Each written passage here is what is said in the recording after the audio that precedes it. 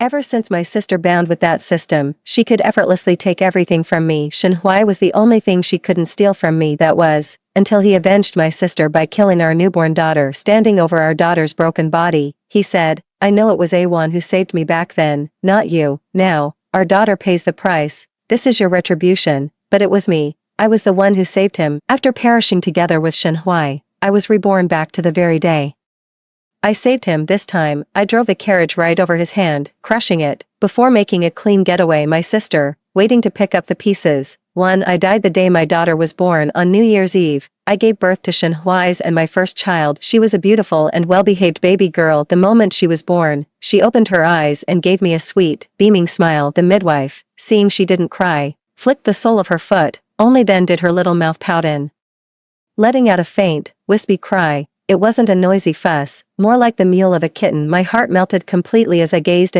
at my precious one. It wasn't until the midwife reminded me that I remembered to call Shenhui in to see the child. By custom, men are not allowed in the birthing chamber, but the blizzard outside was so fierce. How could I bear to have them carry the baby out just for her father to have a glimpse? I asked with a smile, Ah Hui, have you chosen a name for our daughter yet? Shenhui took the child, and a smile that chilled me to the bone suddenly crossed his face. A child born to die, he said. What's the point in giving it a name? He hurled the child violently toward the ground, raised with strict etiquette. My words and actions had always been gentle and proper. I never imagined a day would come when I would let out a scream so sharp and desperate, like that of a wild beast. With every ounce of my strength, I lunged toward where my daughter was falling. It's too late. The child fell to the ground. The swaddling clothes were stained with blood. I knew then that this newborn child would never smile at me, nor would he ever call me mother in the years to come. My mind went completely blank, and a deafening roar filled my ears. Shenhui's lips moved for a long time before I realized he was speaking. He said, Chen Shuang,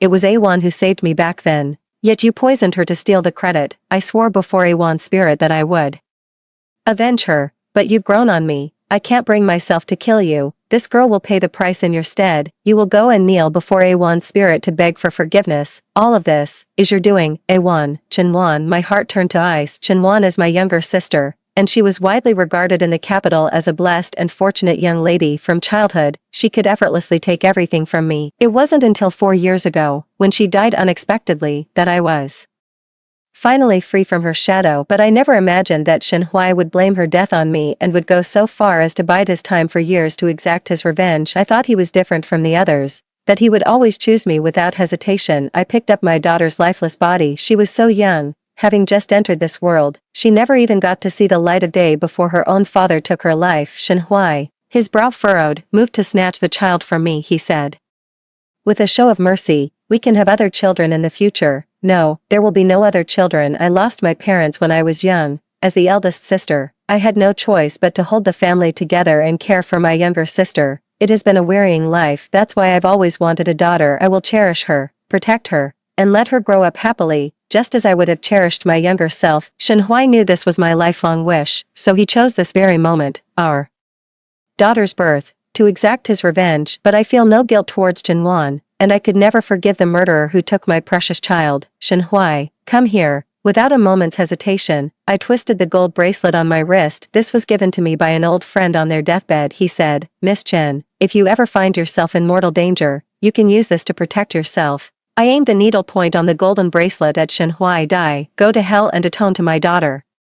A silver needle, steeped in lethal poison, struck Shenhui squarely in the neck. His eyes widened in shock as he stared at me. I sneered, Shenhui, I never should have saved you all those years ago. You are utterly unworthy of being my daughter's father. The cries of servants and shouts for the royal physician rose and fell in a chaotic chorus. Unmoved, I watched Shenhui take his last breath, and only then did I pick up my daughter and walk towards the courtyard not far away. No one dared to come near us. This is the little courtyard I built for my daughter. I made her a small swing, planted a garden, and even prepared a little field for flying kites. For a wife to kill her husband is a capital offense. I lay down holding my child, placing her on my abdomen. My postpartum belly hadn't yet recovered, still rounded with the curve from when my daughter was inside. She lay on my stomach, as if we were still together. I pointed the gold bracelet toward myself. Before consciousness faded, the spilled lamp oil ignited into flames, rushing toward the two of us, mother and child. But I never expected that when I opened my eyes again, Shenhui was there too. Heavy snow blanketed the mountain path. I was driving the carriage when I saw Shenhui, covered in blood, collapsed by the roadside. I was reborn back to the moment I first met Shen Hui in my past life. I saw someone injured and, without a second thought, jumped out of the carriage to help, but as a frail woman, despite my efforts, I not only failed to pull Shen Hui into the carriage, but ended up caught in a landslide with him. The mountain path was completely blocked by falling rocks and heavy snow. I had no choice but to find a cave and drag Shen Hui inside. We hid in that cave for over half a month. Thankfully, the supplies I had gathered in the carriage kept us from starving, but in this life I watched as Shen Hui lifted his eyes to meet mine, reaching out a hand, pleading for my help. His eyes were wide open. Why was he acting so blind, unable to recognize who had saved him? So I played the blind man too, driving the carriage right over him without a second glance. The wheel gave a sickening thud. It must have crushed some part of him. How unfortunate, to run into a blind man driving a carriage. I hadn't gone far when I heard the sound of a landslide behind me. Just as I'd hoped. I thought, well, that's the end of them. Humming a tune, I drove the carriage and arrived at a small village. Our journey was meant to be a winter retreat to my grandmother's house in Kwaiji Commandery.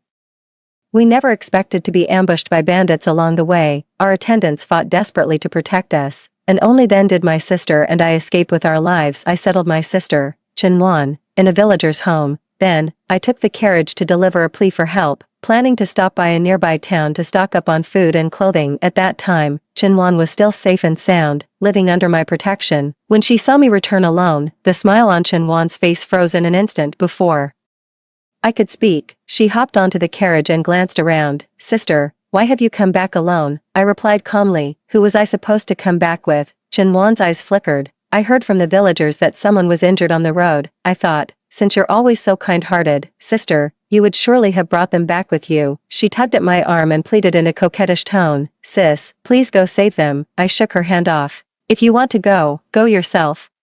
And don't you dare bring them back here. Chen Wan flushed bright red. Sis, you know how lazy I am. How could you ask me to go out on such a freezing day, and to save a strange man, no less? How dangerous. So, Chen Wan knew the person in need of help was Shen Hui. Suddenly, I heard a strange sound. The Lucky Lotus system reminds you that Shen Hui bargain hunt mission is about to fail. Please complete the task promptly. 3. The voice was coming from Chen Wan. They seemed confident no one could hear their conversation, and started talking right in front of me. Chen Wan said impatiently, if Chen Shuang won't save him, how am I supposed to swoop in? The blizzard outside is so fierce. How could I possibly go out on my own? The system replied, I am the Lucky Lotus system. Naturally, my host, you don't need to lift a finger. Its voice carried a strangely alluring, almost hypnotic quality. Dear host, as usual, you may choose to purchase a cheating opportunity. Of course, the price will be a bit steeper this time. Chen Wan agreed without a moment's hesitation. A sudden sense of foreboding washed over me. Sure enough, that evening, a hunter from the village brought back an injured man he had found. With the village lacking proper medicine or a doctor, the hunter half-carried the man to our courtyard gate and knocked. He was a simple, honest man. His face flushed red as he asked, somewhat embarrassed, honored guest,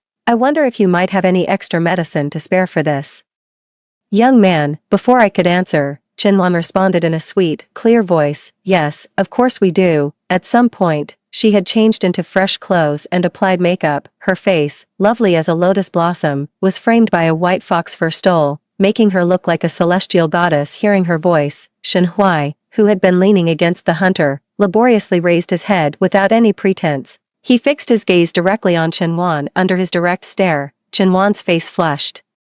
With embarrassment, she turned her head away, her voice dripping with sweetness. Sister, let's help him. He looks so pitiful. Only then did Shen Hui turn his gaze to me. The delight in his eyes was gone, replaced solely by disgust. My heart skipped a beat. Could it be? Shen Hui said weakly. I am the second son of the Duke of Shen. If you two young ladies would be so kind as to save me, I shall repay your kindness 100-fold. He let out a short laugh, and, this young lady bears a striking resemblance to the thief who knocked the item from my hand. I wonder, miss, if you've taken your carriage out today. Upon hearing this, Chen Wan's smile widened. She accused, sister, now we have no choice but to take care of young Master Shen. I looked at Shen Hui with cold indifference. Next time I kill someone, I'll have to watch them take their last breath. But trying to restrain me with just a few words, you're seriously underestimating me. I replied with perfect composure. It's true, I went out today, but I never saw you. Sir, what a silver tongue you have, to slander my good name with a few baseless words. My humble establishment is far too small to accommodate a Buddha of your stature. Ha, you say I bumped into you. Who saw it?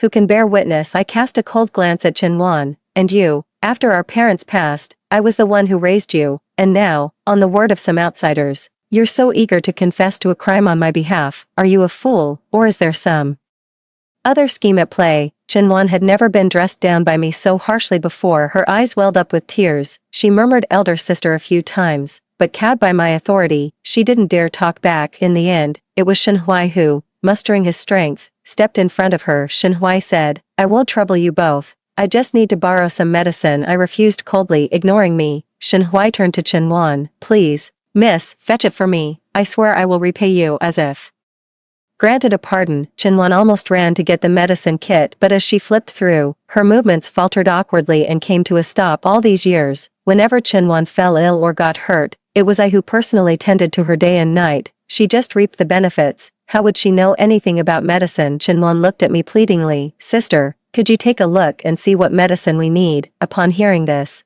Shenhui jolted. Looking at her in disbelief, he cried out. "In disbelief? How could you not know medicine?" A secretive smile played on my lips. "I've tricked you into revealing yourself, Shenhui. It seems I'm not the only one who's been reborn." The moment I saw Shenhui's first glance at Chinwan, suspicion stirred within me. The way he looked at her was tender and nostalgic, not at all like one would look at a stranger. Coincidentally, Shenhui exposed the fact that I was the one who injured him. I decided to turn this situation to my advantage, first forcing him to borrow the medicine and leave immediately, then compelling him to seek Chinwan's help to fetch the medicine. In our past life, when Shenhui and I were trapped in a cave, it was I who healed him using the only medicine we had in the carriage. Even if Shenhui had mistaken the person, he would never forget that his rescuer was highly skilled in medicine. Sure enough, the foxes showed their true colors, for after Shenhui left, Chinwan visited him every single day. Just a few days ago, she was boasting to me about how gentle and amiable Shenhui was, but then her expression grew increasingly cold and sullen. She probed to see if Shenhui and I had known each other for a long time. She mentioned that Shenhui often brings me up in conversation, especially about the day I took the carriage out. Shenhui kept pulling her aside, asking about it over and over. I denied it, only saying that Shenhui still suspected me of being the one who broke his arm. Chinwan's spirits lifted again, and she pouted. "Elder sister, you already have a fiancé. My own marriage hasn't been settled yet. I truly have feelings for Master Shen. Please don't try to take him from me." "Alright." As she said this, she nestled affectionately in my arms, like a little girl acting spoiled toward her older sister. Yet I clearly heard her incessantly urging the system in her mind. "Next time there's a chance to exchange for good luck, remember to remind me, Shenhui. I'm determined to get it. My sister will still pay the price for the exchange, and I just get to enjoy it, right?" I suddenly looked up and met Chinwan's eyes. She was startled, but clearly thinking I had no idea what she and the system were discussing. She gave me a natural, playful wink. It was so innocent, so natural, and utterly devoid of guilt. My heart went completely cold. I admit, having the things I care about constantly taken from me has left me with some resentment, but that's not enough to make me turn against my sister. Besides, the root cause of my tragic past life was Shenhui. Chinwan was merely a catalyst at best. Given this second chance, my only goal is to deal with Shenhui, to turn against her own sister, to become sworn enemies and never see each other again, all for a man. How utterly pointless, but only now do I understand. Perhaps long before, the moment Chinwan bound herself to that system at my expense, I ceased to be her sister. I was her blood bag, her thorn in the side, her rival. So I gave a faint, bitter smile and said to Chinwan, "I will never fight you for Shenhui. Go ahead, go and lure him in, walk towards your predestined demise. I will no longer go easy on you or protect you." 5. Within a few days, the village was flooded with carriages and horses. It was my grandmother who received my plea for help and sent someone to fetch us. The leader was my cousin, Su Qi. Upon arrival, he immediately looked me and Chinwan over and asked, "Are you both alright, cousins?" This single word, alright, carried two meanings. First, whether we were safe and sound, and second, whether our reputations had been compromised as two young women adrift in the world. I gave him a nod. "You can rest assured, cousin." Su Qi inquired a bit more about how we had been faring. Conversations among scions of noble houses are always elaborate and veiled in subtlety. Having managed the household for years, I am well versed in such refined discourse, but Chinwan, who has ever only cared for amusement, could never grasp the nuances in our exchange. She looked around impatiently. "Enough of this pointless small talk. You too. I invited brother Shen to join us on the trip to Kuaiji. Why hasn't he come?" Su Qi frowned. This Shen, the The word brother stuck in his throat. I offered helpfully, Shen Huai, the second son of Duke Shen. He's been living in a remote border town all this time. For some reason, he suddenly returned to the capital, and he's seriously injured. I emphasized the words for some reason and seriously. Injured, Su Qi immediately understood my meaning. As the eldest legitimate son of the Su family, he was to sit for the imperial examinations himself next year. The political climate in the capital was of paramount importance to him. Su Qi wanted to ask for more details. Chen chimed in eagerly. I was the one who begged my sister to save him. Brother Shen is very grateful to me, she chattered away, recounting a flurry of details about her time with Shen Huai, her words tinged with a maiden's bashful pride amidst the capital's ever-shifting political storms. Romance quietly blossoms. Su Qi tried several times to steer the conversation toward whether the return of the Duke of Shen's second son was strongly linked to the struggle for the throne. Chen eagerly cut in. Brother Shen is going back to marry me. The happy event is just around the corner. Su Qi's brow furrowed several times before he finally lost his patience. Dear, why don't you go and amuse yourself elsewhere? I have some other matters to discuss with your sister. Chen, feeling slighted, shot me a look of pure resentment before stomping off in a huff. I pressed my lips together, suppressing a smile. In my past life, at this very moment, Shen Huai and I were trapped in that cave. I never got the chance to exchange information with this cousin of mine, so I knew next to nothing about the situation in Kuaiji. It cost me dearly. This time every single step will be under my control. 6. I had a rather serious conversation with Su Qi for quite some time. My stern cousin's expression softened, a glint of mischief flashing in his eyes. Sister, I didn't come alone this time. There's a young gentleman who wishes to pay his respects to you. If he hadn't found an alternate mountain path, we wouldn't have arrived so swiftly. My hand trembled, a tumult of emotion swirling within me. I knew exactly who had arrived. My fiancé, Yu Lin. In our past life, Shen Huai vanished suddenly from the cave. The mountain path remained blocked by the landslide, cutting off my escape. I had lost track of how long I was trapped. Just as despair was setting in, Yu Lin found me. He carried me on his back and climbed the sheer cliff. We reached the other side, the side of the living. At that time, I didn't harbor any romantic feelings for Shen Huai. I was the one who saved him, yet I'm the one who got dragged down. It's already generous of me not to blame him for bringing me misfortune. There's no way I would ruin the marriage arranged by our families for his sake. Yu Lin and I had completed all the traditional betrothal rites. All that remained was the final wedding ceremony to make us husband and wife. But on the eve of our wedding, Chen was found dead in our bridal chamber. The only person with Chen was Yu Lin. He offered no defense, tacitly admitting he was the murderer. A joyous occasion turned into a funeral, severing all ties between our families. Our marriage plans were abandoned.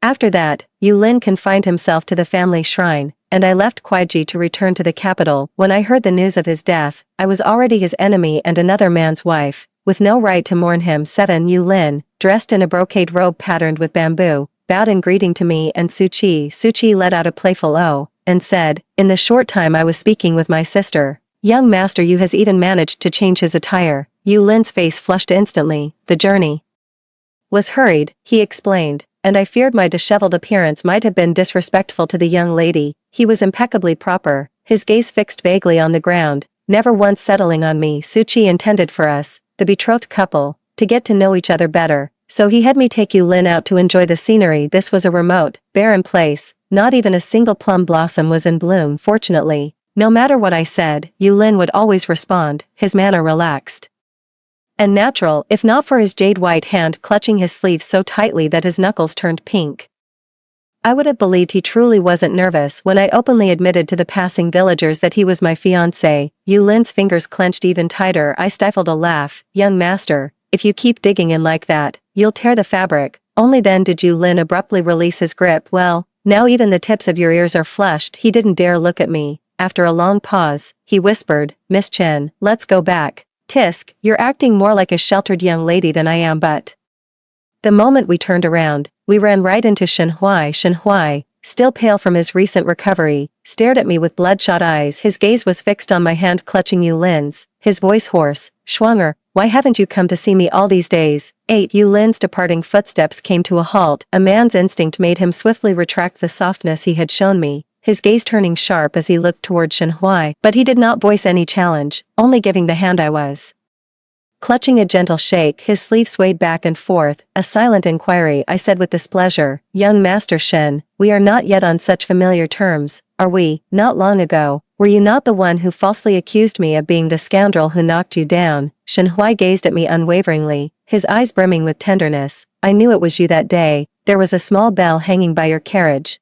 Its material was different from the common ones on the market, and its sound was particularly unique. I recognized it. You had given it to me once. It was my own foolishness. I mistook someone else for you. When I tested Shenhui with the medicine before, I planted a seed of doubt in his mind. During this time, I've allowed Shenwan to seek him out, giving him the chance to uncover the truth. People are fundamentally different from one another, and the personalities of Shenwan and myself are worlds apart. Shenhui will come to realize, bit by bit, that he somehow mistook the identity of his true benefactor for the wrong person. He abandoned his wife, killed his daughter, destroyed his family, and ultimately cost him his own life. What he believed to be a profound act of vengeance for love was, in truth, a complete and utter farce. Only then will he be utterly heartbroken and filled with regret. I was secretly delighted, but on the surface, I scolded angrily. Shenhui, have you lost your mind? When did I ever give you a bell? I gave you Lin an exaggerated look and said, "You're going to make my fiancé misunderstand." Yu Lin played along, shaking his head. "He won't," he said with a laugh. "Unlike some people, even if I were pining for my beloved to the point of madness, I would never feign a hysterical fit to make a brash, offensive advance and tarnish their reputation. It's truly despicable. Me? Oh my god, that's some sharp tongue. How is this any different from calling Shenhui out to his face for his crazy slander against me?" Shenhui's face grew even paler. "In my past life, I did indeed give Shenhui a bell. He was in excruciating pain at the time, and I gave it to him to distract him. Naturally, this never happened in my present life." I signaled to the attendant beside me to fetch the bell from the front of the carriage right in front of Shenhui. I tossed it, and the bell plunged into the frozen lake. "Young Master Shen, next time, don't use such a cheap trick to tarnish my reputation." Shenhui's eyes widened with fury. Without a moment's hesitation, he dove in after the bell. Everyone was taken aback. Yu Lin frowned and instructed his attendant, "Fish Master Shen out before he drowns." The attendant, that "before he drowns" part was quite something. Yu Lin turned back to me and said, "Miss Chen, let's go." On the way back, Yu Lin's expression was calm and unreadable. He said abruptly, "Miss Chen, you did that on purpose today." I was startled. Indeed, I deliberately arranged for Shenhui to run into us today. Having just discovered the truth, Shenhui must be heartbroken and filled with regret. I need to stoke the fire further, to make him come with us to Kuaiji. Otherwise, if he returns to the capital as he did in my past life, sides with the third prince, and helps him seize the throne successfully, getting my revenge won't be so simple. I will not give my enemy time to grow stronger. But Yu Lin knew nothing of this. All he could see was his fiancée entangled with another man. I waited for Yu Lin to question me about Shenhui's strange behavior, or about the nature of my relationship with him. I had already planned how to weave my web of half-truths and lies. "I won't tell anyone about the rebirth, not even Yu Lin." Yet Yu Lin lowered his head to look at me, his pale lips pressed together, and he lifted his sleeve with evident displeasure. "So, after using me, you're just going to discard me, Miss Chen?" I tactfully stepped forward and grabbed hold. Their sleeves instantly became intimately intertwined. A smile touched Yu Lin's lips once more. "After walking like this for a while," I said helplessly, "Young master, the sleeve is really going to tear." "No matter, I brought several changes of clothes." I released his sleeve and, before Yu Lin could even furrow his brow, took his hand in mine. The normally composed young master instantly jumped. I said innocently, "This way, the sleeve won't tear." Hum. The voice was as faint as a mosquito's hum, but he didn't let go, obediently letting me lead him by the hand. 9. Shenhui, as expected, volunteered to go to Kuaiji with us. My cousin looked at Shenwan's pleading eyes and agreed. Shenwan followed Shenhui around every day, calling him Brother Shen this and Brother Shen that. Shenhui paid her no mind, simply toying with the bell hanging from his waist. He nearly died in the frozen lake trying to retrieve that bell. Shenwan recognized it as my bell in an instant. Biting her lip, she confronted me in front of everyone.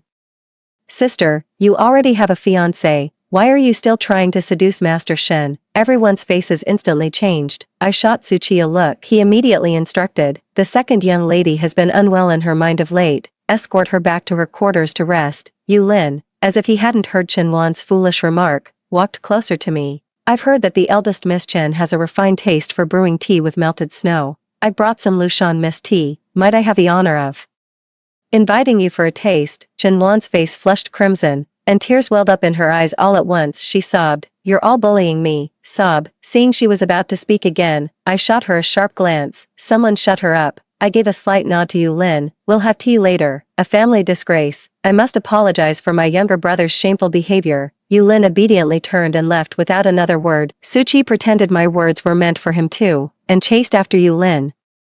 Yu Lin, great tea, great tea.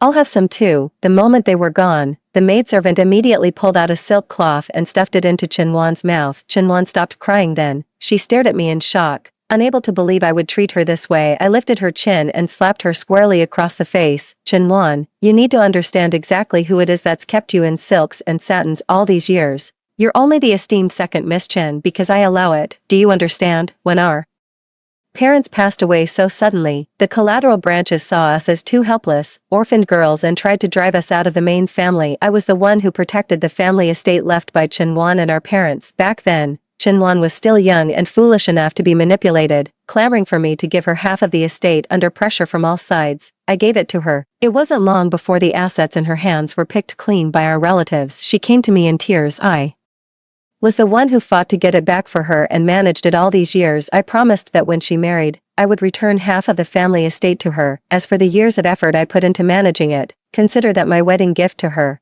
From her older sister, the pity is, she's both stupid and vicious, incapable of telling right from wrong. 10 After I locked her in the carriage, Chenwan was forced to behave herself for the entire journey. Shenhui, however, was like a persistent ghost.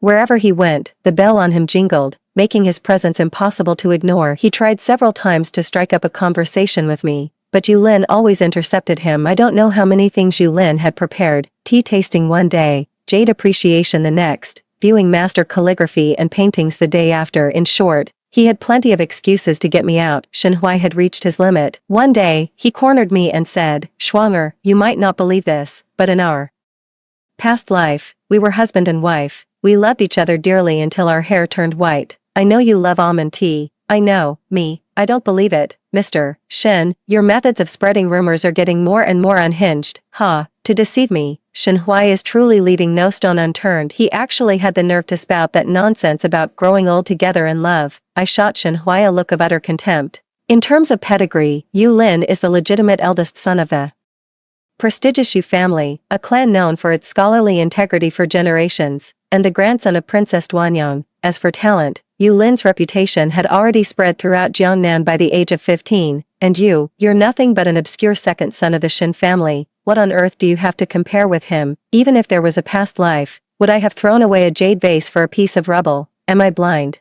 Shenhui's face flushed a deep, mottled purple, a mixture of shame, indignation, and sorrow. That's not it. Your and Yu Lin's birth signs were incompatible. The wedding was fraught with difficulties, and later, me. Oh, so you were the one who swooped in and got the bargain. I struck the final blow with an air of utter superiority. Young Master Shen, to be perfectly frank, I fell in love with Yu Lin at first sight. I will love no other in this life. Upon my return to Kuaiji, he and I will be wed. How dare someone like you even presume to think of me as a scion of a noble house? Shenhui could not bear the humiliation. He left, utterly crestfallen. The figure in blue-green robes, who had been watching us furtively from around the corner, also seemed to be trying to slip away quietly. I said in a flat, unimpressed tone, "Yu Lin, done eavesdropping and just leaving." Only then did Yu Lin step out. He hung his head, looking quite embarrassed. "I didn't mean to eavesdrop. I just saw him blocking your way and was afraid you were being bullied."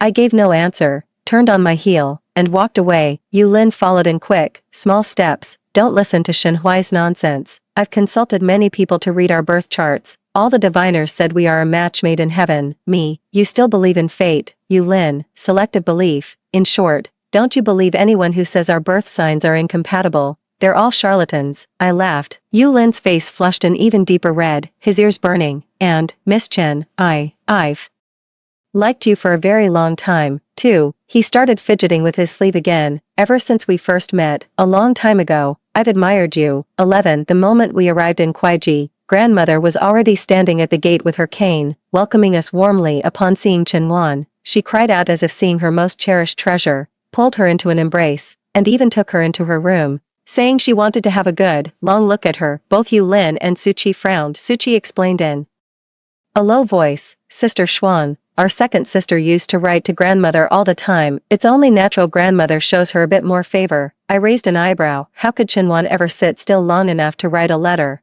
I'm the one who writes to grandmother every month without fail. She really does love taking credit for my work, I smiled and said. Is that so? Then I suppose my monthly letters must not be to grandmother's liking. Though, I must say, I've never seen Chinwan write a single one. Everyone here is sharp as a tack. Of course they understood my meaning. Yu Lin, for once, let out an undignified snort. What a schemer. Occasionally, Yu Lin would use some odd turns of phrase, which he claimed to have learned from his grandmother, Princess Duanyang. Suchi indicated that he understood. He hinted to me, a welcoming banquet has been arranged at the estate. Feel free to make any requests, dear sister. Throughout this journey, Suchi has firmly aligned himself with me. I hold far more leverage than Chinwan, not to mention, since the Yu family is in Kuaiji, I will be married from the Su household. Suchi knows who the better choice is. Yu Lin took his leave. Knowing what was appropriate, he picked up Shen Hui on the way, saying his grandfather had requested an audience. Yu Lin's grandfather, Yu Yuqing, was not only a literary titan but also the former emperor's tutor, credited with aiding the sovereign's rise. Despite retiring with his wife years ago, his reputation remained formidable. When he summoned someone, Shen Hui had no grounds to refuse. I shot Yu Lin a teasing glance. Yu Lin warned in a low voice, "You are not to see him, he's insufferable." He even had the nerve to say you injured him and must take responsibility. Damn him, harassing a decent person. I'm going to report him to the Dali temple and have him arrested. I laughed. I whispered back. Then we'll make sure he brings a wedding gift to our banquet. Young Master Yu, who had been so furious that a vein throbbed on his forehead, was instantly soothed and calmed down. 12. Suchi acted swiftly at the welcoming banquet arranged by the Su family. Each of us was served a bowl of almond tea. Chinwan sat triumphantly beside her grandmother.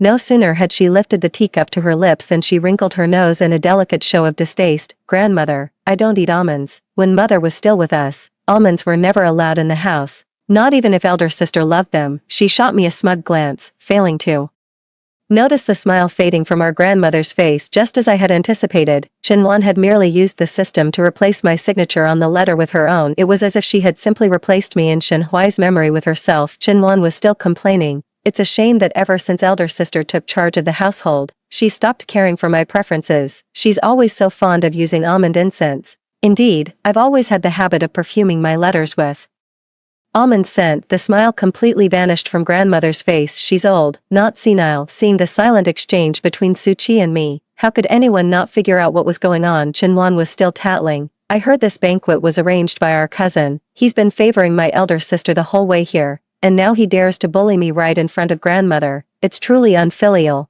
Chinwan was performing as reliably as ever. Suchi is the future head of the Su family, a man of both talent and virtue, whether out of genuine respect or mere pretense. Who in this household would dare not show him due deference? Suchi smiled apologetically and called for someone to bring her a fresh cup of tea. The elders remained seated, but those whose futures depended on Suchi's favor immediately rose to their feet to rebuke Chinwan. What a temper. Second Miss Chen, it's just a cup of tea. Having it replaced is no great matter. How dare you find fault with our young master? We, the Su family, receive guests from afar with courtesy, yet some people, when shown kindness, only grow more presumptuous. Truly a testament to their upbringing. I stood up to apologize on my sister's behalf. Before I could complete my bow, Suchi swiftly stepped forward and raised me up. Little sister, it was my own mismanagement that displeased the second young lady. Please, do not blame yourself. One addressed as little sister, the other as second young lady. The distinction in closeness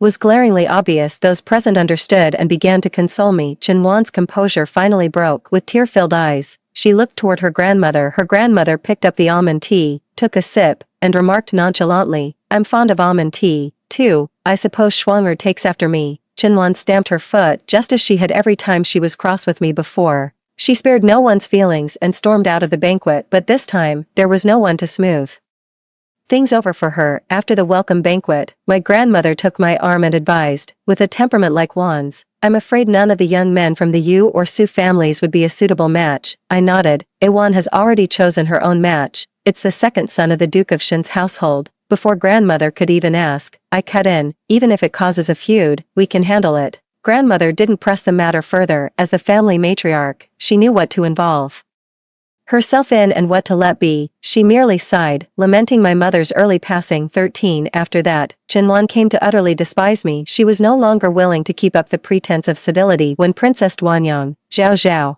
personally visited the Su family to propose a marriage for Yulin. Her face was a mask of pure envy and resentment. Princess Duanyang brought what seemed like half of the Yu family's belongings with her. She looked at me, her eyes brimming with delight. Oh my, so.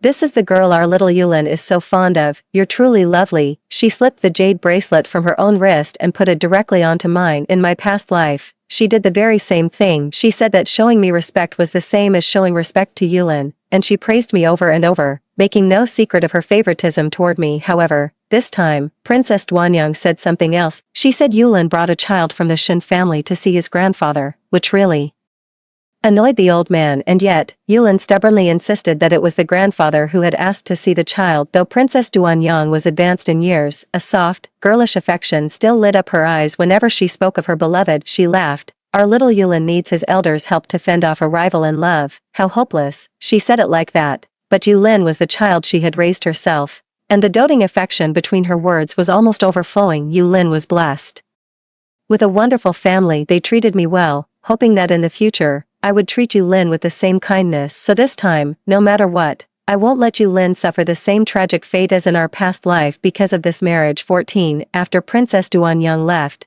Chenwan completely lost her mind. She desperately called out to the system in her mind. System, I want to exchange for a cheat opportunity. I want to become Chen Shuang. As for the price, just deduct it from her however you like. I held my breath and waited for a moment. The system informed Chenwan that her current points were insufficient to exchange for a character image replacement card. I breathed a sigh of relief. Just as I thought, I pondered for a long time, trying to figure out exactly what price Chenwan had paid by drawing from me. From her conversations with the system, it seemed she always believed she was taking my luck. But as I carefully reviewed everything that happened in this life and the last, I realized at every banquet, I would meticulously prepare a dance, only to be prevented from performing for one reason or another. Then Chenwan would suddenly take the stage, stunning everyone with the very dance I had choreographed. At year's end, I toiled for days personally serving porridge to the needy, yet rumors spread among the people, crediting the second Miss Chen as the great benefactor. There was also Shen Huai, who was taken from me, and the family letters with their signatures altered. These were not matters of fate or luck, but the results of my own hard work. The system used its rhetoric to make Chenwan believe she didn't have to sacrifice a thing. By simply draining my fortune and transferring good luck to her, she could gain everything. But the truth is, Chenwan had no idea what price she was paying to receive the fruits of my labor from the system. For instance, since I didn't save Shen Huai this time, the system couldn't simply make Chenwan his savior. It could only create new opportunities for her. There's no such thing as a free lunch.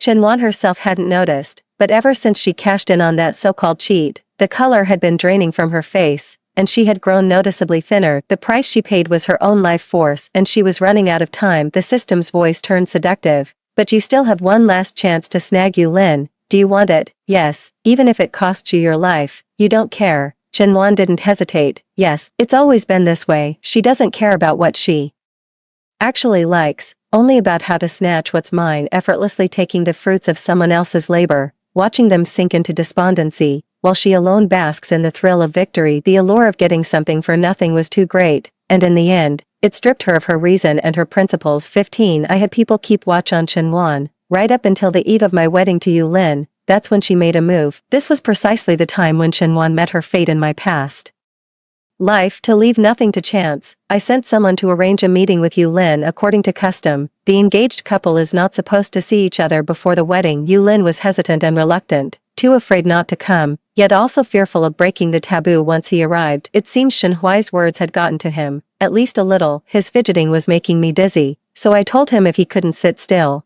he should just turn his back to me. He really had his back turned to me, refusing to look my way. That really cracked me up. Before long, an attendant brought a small note, saying it was from Miss Chen for Yulin. Upon opening it, I saw it was indeed my own handwriting. The letter requests Yulin to meet me at our bridal chamber, and instructs him not to bring any attendants. I ordered, take this letter to Shen Huai. The reason I've kept Shen Huai alive until today is precisely for this moment. I promised Chenwan I wouldn't take her Shen Huai from her, so of course I'll let her have her wish. The time mentioned in Chenwan's letter was drawing near, and the sky had grown dim. I was getting ready to go out and watch the final act of the play I had long been anticipating. My little shadow, Yulin, wanted to tag along. I frowned and said, go home. He can't afford a single slip-up tonight. Yulin flat out refused, protesting with a hurt tone. You're meeting Shen Huai at night and you want me to make myself scarce. Fine, I said. Stick close to me, Yu Lin.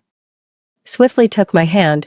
Worried that I might be uncomfortable living with the elders, Yu Lin had prepared our marital home not within the Yu family estate, but in an adjacent mansion. It was probably the system's doing. As there were no servants in the entire main courtyard at that moment, Yu Lin and I were hiding outside the window. Inside the room, Chen Wan, dressed in her wedding gown, was carefully applying her eyebrow makeup before the mirror. Moments later, Shen Huai entered. Chen Wan sat with her back to him. Shen Huai didn't realize it wasn't me. His face lit up with joy. Schwanger, you still can't let me go. Hearing the unfamiliar voice, Chen Wan stood up in a panic, but Shen Huai had already pulled her into an embrace, planting a trail of kisses along her neck. I caught sight of an incense burner glowing in the far corner of the room. Before I could even warn him, Yu Lin, his expression cold, covered my nose. He whispered, "It's something bad. I've been trained since childhood.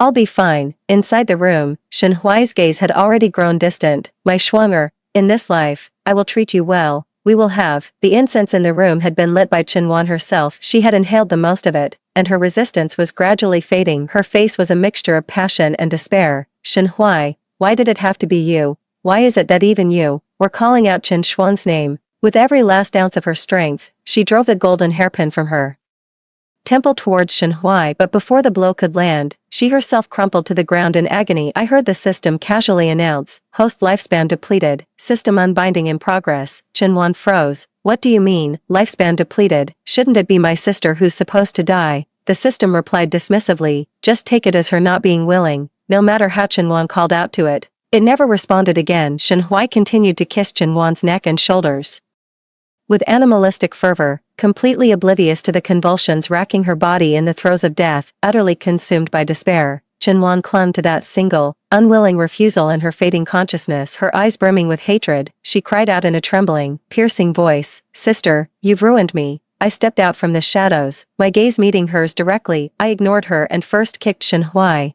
who was about to take the next step, unconscious, preventing him from actually violating Chen Wan. Revenge is one thing, but as a fellow woman, I wouldn't stoop so low as to let her be violated even in her final moments. The look of resentment on Chen Wan's face froze. I said calmly, "I never actively sought to harm you. The path that led you here step by step is one of your own making." Whether she believed it or not, I crouched down and gathered her close. Chen Wan's consciousness was fading. She could no longer recognize faces or understand words. Her gaze was vacant, fixed on the void. With her last ounce of strength, she reached out a trembling hand and gasped, "Sister, save me." She wronged me so many times, yet in her final moments, she instinctively knew the only person she could turn to was her sister. Only her sister had always been there to protect her, yet she never appreciated it. My heart remained utterly still. Only after her last breath had left her did I gently close her eyelids. I whispered, "I will lay all the blame on Shen Huai, so you may depart this world untainted." This was my final act of protection for her. Even though she could no longer see, I didn't look back at Yu Lin, who had witnessed the entire affair. He's a clever man. He must have realized that I knew about Chen Wan's scheme tonight, and that I wasn't even surprised by my own sister's death. But I have no desire to hide who I am. This is simply the kind of person I am. I was never cut out to be some benevolent lady of the house. If anyone wrongs me, I will repay them in kind. I said coldly, "Young master, it's not too late to call off the engagement now. You can say it's because of my poor character." Before I could finish, Yu Lin cut me off. He was so frantic he lost his composure. "This is the bridal chamber I've spent years meticulously preparing. I'm already devastated that someone died here. What on earth did I do wrong to lose the bride as well?" He scooped up the small incense burner with one hand and grabbed me with the other. "Let's go." We plunged into the night. Moments later, the crowd Chen Wan had arranged to catch the adulterers in the act pushed the door open. They would see Shen Huai, stiff with rigor mortis, and Chen Wan, dead and rigid. 16. Yu Lin took my hand and, avoiding all eyes, escorted me back to the Su residence. He spoke first, "You have a lot to deal with later. I'll take my leave." His tone was as cold as when I had just said the engagement could be called off. I sighed. "I'm sorry for ruining your wedding chamber." Before anyone could get angry, I added, "So, tomorrow, I won't let anyone ruin our wedding again." Yu Lin's tense expression relaxed. He produced a small incense burner from his sleeve, a look of resignation on his face. "Didn't you want Chen Wan to leave with her reputation intact? I'll take the incense burner and dispose of it. Tonight, I am your alibi, and your accomplice." He reached out with his other hand, quickly smoothing my hair, which had become disheveled from running. His tone was gentler than the evening breeze. "If you hadn't acted, I would have been unprepared, I would have been the one in the bridal chamber tonight. I wouldn't have been swayed by Chinwan, but I also wouldn't have been able to react quickly to her death. Don't worry, I know you weren't the one who did it to her. Thank you for protecting me, Shuang. The gentle young master let out a soft chuckle. You focus on handling matters over there, leave the rest to me. He took a gold bracelet from within his robes and slipped it onto my wrist.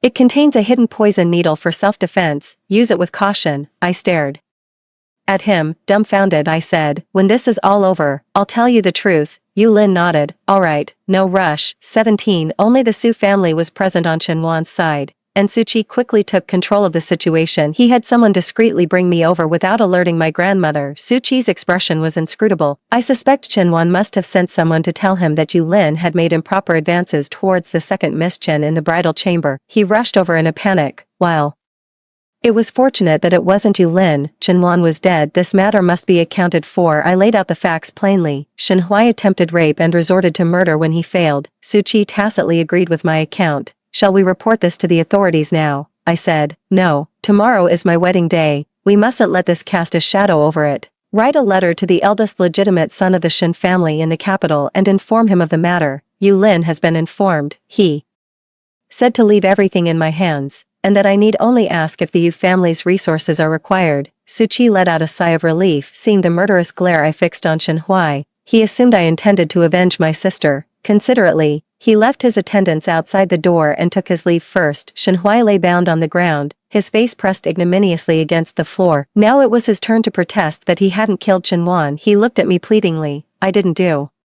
it. You have to believe me. I laughed. I said softly, oh, and why didn't you believe me when I said I wasn't the one who harmed Chenwan? Shen Huai stared at me in shock. You're also. I slapped him hard, over and over, not stopping until I'd knocked his teeth out. In our past life, if I hadn't been so weak after childbirth, your death wouldn't have been so quick and clean. Heaven has truly shown its justice by letting you be reborn. I grabbed him by the hair and yanked him upright, forcing him into a kneeling position. Someone, help the second young lady over here. The servants from outside carried Chenwan's body into the room under Shen Huai's horrified gaze. I took my seat at the head of the room. Chenwan's dying wish was to be your wife, and I, who doted on my little sister more than anything, couldn't bear to let her depart this world with that regret. Haven't you also always regretted not marrying her? Tonight, I give my blessing. I sanction this union between the two of you. As it happens, Chenwan is still dressed in her wedding gown. The servants tore the red silk decorations from the window frames and bound Shen Huai with them. Bride and groom,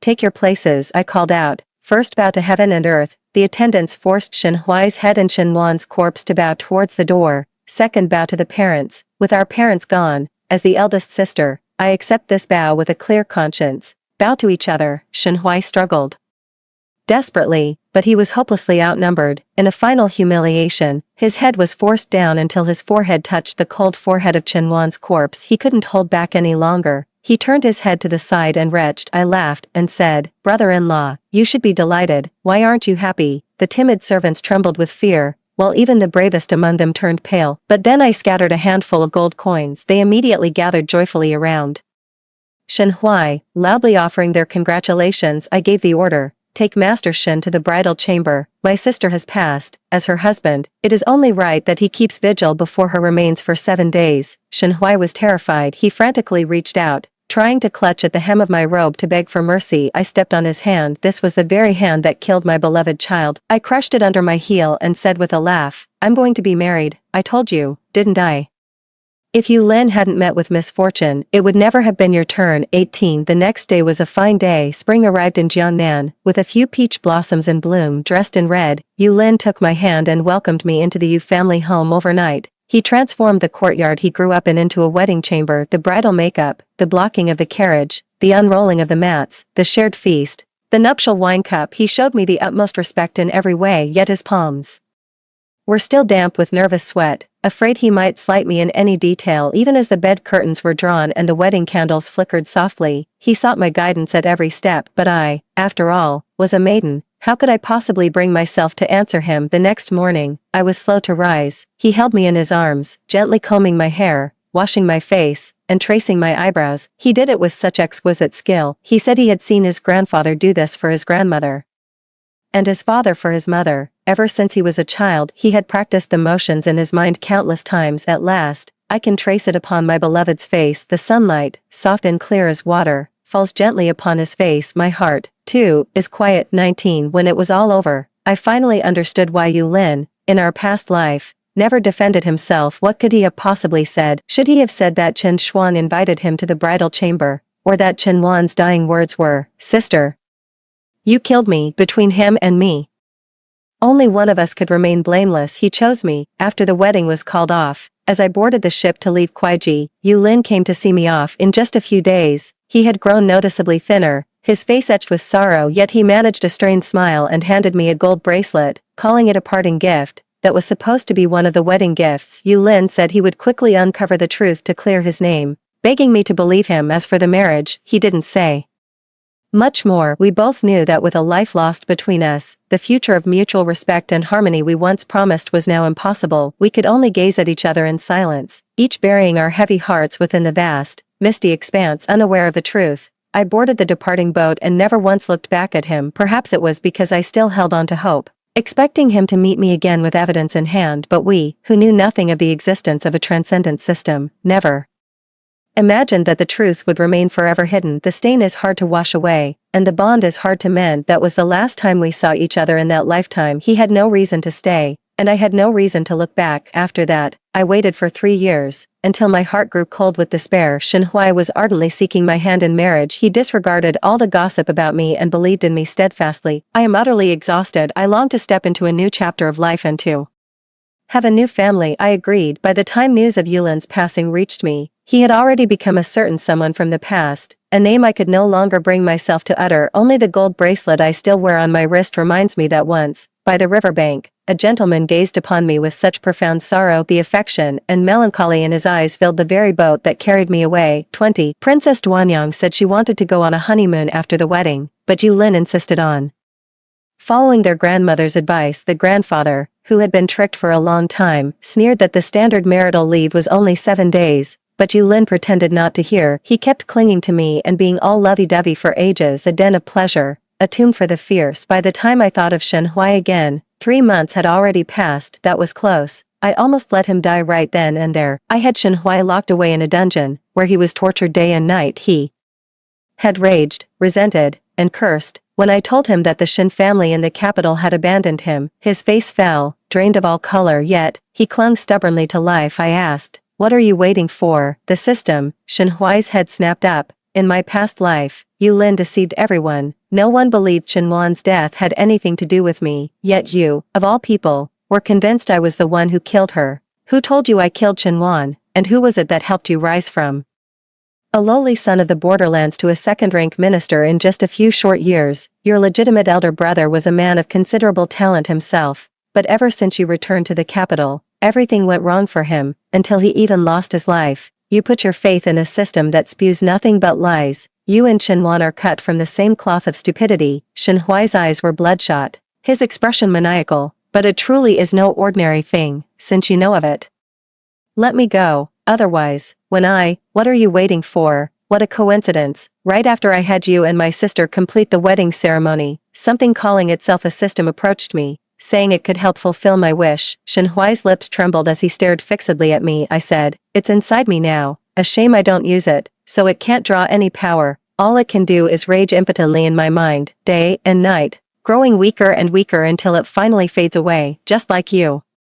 The last glimmer of light in Shen Huai's eyes went out. I laughed. "Still, you're far more useful than the system. We may both have been reborn, but as a woman, I know little of courtly affairs. Shen Huai is different. I won't let him die until I've wrung every last bit of information from him." I commanded, "Proceed with the torture. Yulin is about to begin his official career. I will ensure he rises steadily to the highest ranks, living out his splendid and illustrious life in peace and prosperity." 21. Not long after our marriage, everything Yulin had done was revealed to me by his family, who were now my family as well. For instance, the marriage arrangement between Yulin and me was something he personally sought. Unbeknownst to me, a young man had once laid eyes on me. From that moment on, he was utterly captivated, unable to forget me day or night. Another example is how Yulin would handcraft a gift for me every year and secretly slip it into the Su family's annual tribute sent To the capital. He never cared that the one rising to fame in the capital was his fiancée's younger sister. His eyes found Qin Shuang in a single glance. Just like the first time they met, I handed over all the intelligence I'd extracted from Shen Hui to Yu Lin. I told him about the system as well,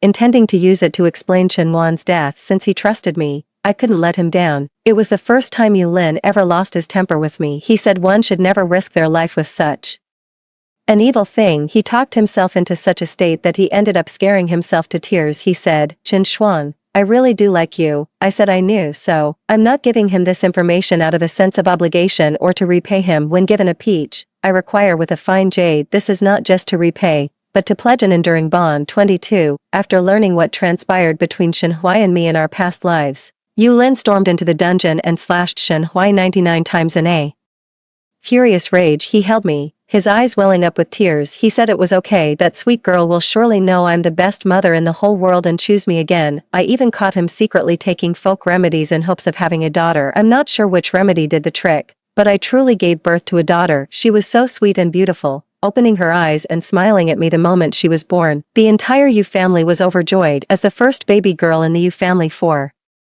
generations, she would be doted on by everyone. She is a one-of-a-kind treasure, Yu Lin said, pulling me aside. A Shuang, see, I told you she'd come back. This time, father and mother both love her dearly. At that moment, tears welled up in my eyes. I said, yes, I love you too, Yulin. Story 2. Lin Chuan and I were betrothed in our youth. We confessed our feelings early on. After marriage, tensions arose because of his mentor's daughter Gu Xiaoyun. During our worst fights, I called him a disgusting creep who'd eventually coax our mentor's daughter into his bed.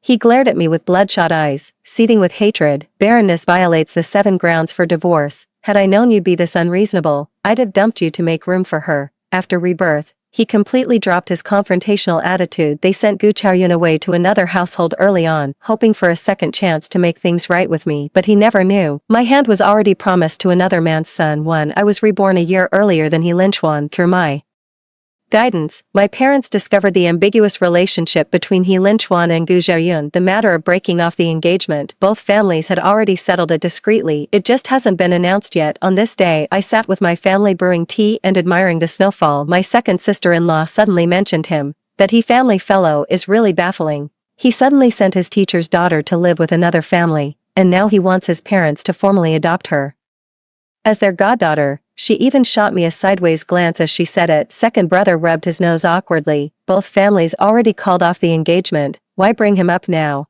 I was the one who investigated his whole mess with that girl in the first place. Mother sat nearby peeling roasted tangerines. After taking one segment, she distributed the rest. Everyone popped them into their mouths unsuspectingly, only to be hit with such sourness that their faces twisted in agony. Second brother and his wife ended up with disproportionately large shares. Father hesitated with the remaining piece before tossing it before second brother. What's this? Your sister shows no regret, yet you two are the ones having second thoughts. Second brother felt utterly wronged and blurted out, nonsense, but that lad's been stealing the spotlight lately. When word gets out about our sister calling off the engagement, it'll make our family look like we can't recognize true talent. That's more like it. Father's expression softened as he instructed. He's currently riding high. Best not mention the broken engagement. We mustn't give outsiders reason to doubt his character, nor tarnish his reputation. After all, the emperor favors him now. We mustn't spoil his majesty's good mood. Since winter began, Helinquin has been up to his usual petty maneuvers. First, he made rounds conducting inspections everywhere. Upon returning, he submitted a memorial to the throne claiming the people's dwellings were dilapidated and ill-prepared for disasters, with most villagers idle during winter. He proposed seizing the opportunity to repair houses before next year's rainy season caused collapses. His Majesty readily agreed, but getting funds from the Ministry of Revenue was like squeezing blood from a stone. After endless haggling, Lin Chuan barely secured a pittance. He swallowed his pride and started borrowing from acquaintances, our family included. That's when I knew Lin Chuan had been reborn. 2. But this is a good thing. I've also made a monetary donation, though I've made preparations in private. I don't intend to show them publicly. Extraordinary occurrences only invite unnecessary trouble. Helinquin has everything well prepared. Heavy snowfall arrived in late November and lasted for days. Thanks to prior preparations, many commoners were spared from disaster, and all the charcoal I stockpiled was sold out. This discouraged those who had considered price gouging. After the blizzard ended, numerous townspeople came to express gratitude to the government officers. After this incident, Helinquin became the talk of the town. Even the emperor took notice of him. Whispers spread that he was blessed with good fortune. Many openly or privately lamented his early betrothal, believing he deserved better prospects. Mother sighed with mixed emotions by sending her away. He clearly knows his relationship with Miss Gu is improper, but if he wants to cut ties, he'll need the other parties. Consent. Admittedly, Mother hit the nail on the head. Gu Xiaoyun was never one to accept fate in her past life. Whenever things didn't go her way, she was so heartbroken that she refused to eat or perhaps resign from He Linchuan and return alone to her hometown, always managing to make others the villain. Brimming with grievances, she kept everything to herself unless He Linchuan sweet-talked her into it. One was sulking while the other coaxed, acting all lovey-dovey yet insisting they were purely innocent. As if nothing improper had happened, I actually thought He Linchuan would come cancel our engagement after his rebirth, rushing to marry Gu Xiaoyun. Why did they send him away? Could they have found out about our broken engagement, planning to cut ties with Gu Xiaoyun first, looking for another easy mark? 2. The reason soon became clear to me. To my surprise, he came looking for me at the Zhang residence. Mother had to tell him I was ill to send him away, then immediately came to discuss the matter with me. A chill ran down my spine. Thank goodness I'm such a homebody who hates the cold. Had we met outside, him confronting me directly would have been disastrous. We can't go on like this forever, Mother said with clear reproach in her voice. Has Aunt Lian even told the child what's happened? The betrothal's already been called off between our families. Aunt Lian was He Linchuan's mother. The engagement had been arranged precisely because Madame He and my mother were close friends.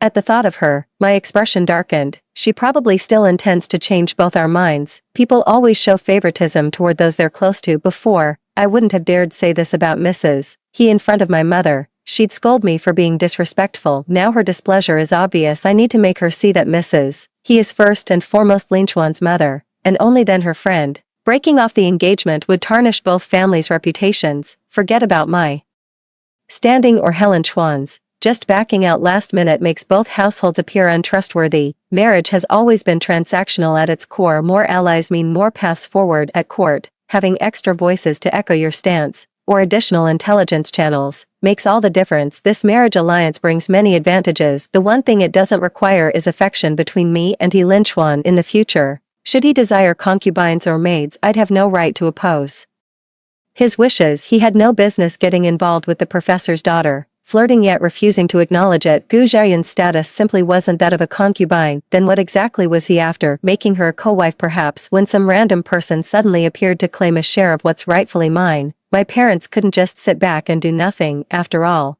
we're talking about noble titles and family fortunes here. Only the legitimate heirs get the lion's share. Watching Mother's expression carefully, I continued. Next time someone asks, you could say our childhood betrothal was arranged too early, that we were too young to understand. Tell them I've always seen He Linchuan as an elder brother, making it impossible to cross that line. At first glance, this sounds like a raw deal. Makes me seem odd and capricious. Mother paused thoughtfully, then suddenly laughed. You're setting them up for failure. 3. As his fiancé, I see He Linchuan more like a blood brother. Gu Xiaoyun, who was staying at He Linchuan's place, ended up getting involved with him. I said meaningfully. She wants to marry him. This affair will inevitably come to light. When the time comes, I'll have my mother pull the strings she planted. Someone will surely bring it up. A flicker of anger crossed Mother's face. I know exactly what you're implying. No one understands their own children better than a mother. She refuses to admit her son's faults and expects us to tolerate this humiliation, sharing him like some common trophy. How could I possibly swallow such an insult? He Linchuan and Gu Xiaoyun grew close. Mother he had known all along, but what mother would complain about her son being popular? It's not her son who's suffering the consequences anyway. As I was figuring out how to give Gu Xiaoyun a nudge, Mother moved closer and gave my shoulder a comforting squeeze.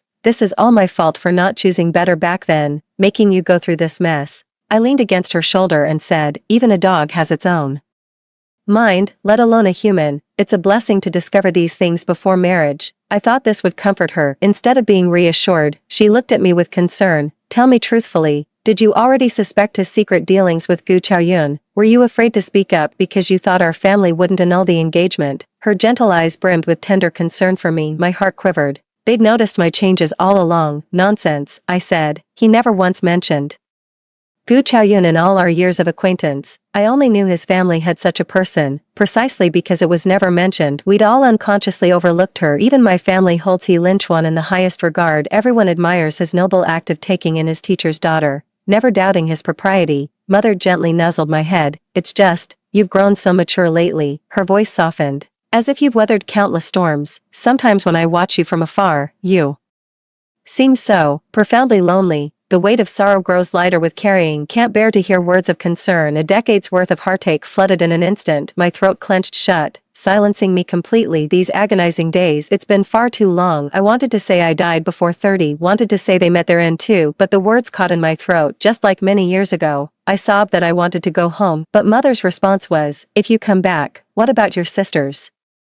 Wedding. Later it became, you can't bear children. Remarrying would mean raising someone else's kids, married to a man 20 years your senior, enduring that foul old man stench. Would that make you happy? Back then, I was so devastated my hair kept falling out. I always feel like no one truly understands what I'm going through, yet her words rang true. All women face this. Marriage is a gamble. I cried out in anguish. I'll never marry anyone. My words provoked her furious retort. Even if you shave your head and become a nun, without protection you'll still face oppression. Marriage is the only way out. Memories flooded back, leaving nothing but bitterness on my tongue. I forced a playful tone with Mother. Nonsense. I was just thinking, if I marry into that family without proper arrangements, imagine the humiliation I'd endure. The very thought makes my heart ache. No wonder I'm feeling down. Mother sighed endlessly. You always overthink everything. I'd heard those words countless times back in the day. I would have taken offense at such labels and visibly sulked. Now I can just chuckle and let it roll off my shoulders. Turning to her with a smile, I said, thank goodness Mom's got my back, or I'd be drowning in tears. I've experienced both disappointment and understanding with my family until the moment before death. Under my persistent questioning, the maid Jishuan collapsed in tears by the bedside,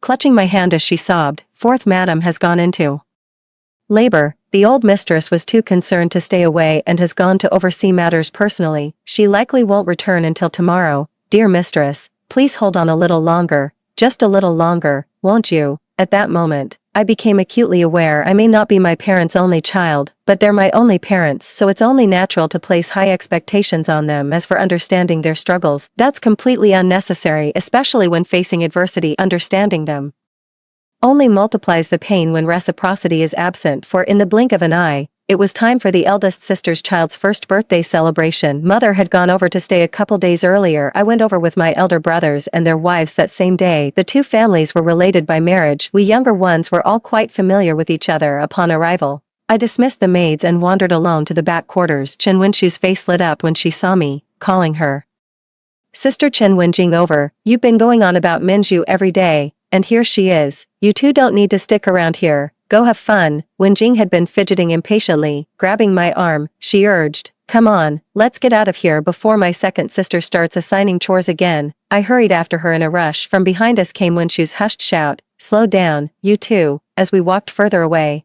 Chen Wenjing slowed her pace, hooked her arm through mine, and whispered close to my ear, is it true you called off the engagement with the He family? I nodded firmly. You think I'd joke about something like this? Chen Wenjing frowned. Yesterday my mother happened to ask if you were getting married next year. Your mother said you've known He Linchuan so long he feels like a brother, and the idea of marrying him just seems awkward. She claimed you're being stubborn about breaking the engagement. She gave me a once-over, even reaching to feel my forehead.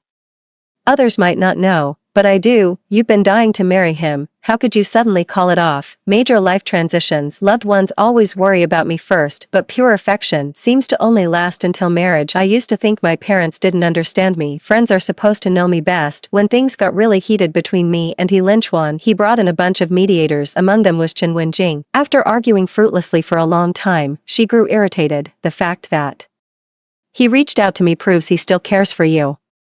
But love withers with every quarrel. If you keep this up, you'll only drive him straight into Gu Chaoyun's arms. Through tears, I told her, I never meant to make things difficult for her, but in all our conflicts, big and small, he's never once stood up for me or believed me. If they're so perfectly matched, why bring an outsider like me into this misery? The unconditional trust of childhood sweethearts. It all fell apart when Gu Chaoyun appeared. That unspoken understanding between us shifted.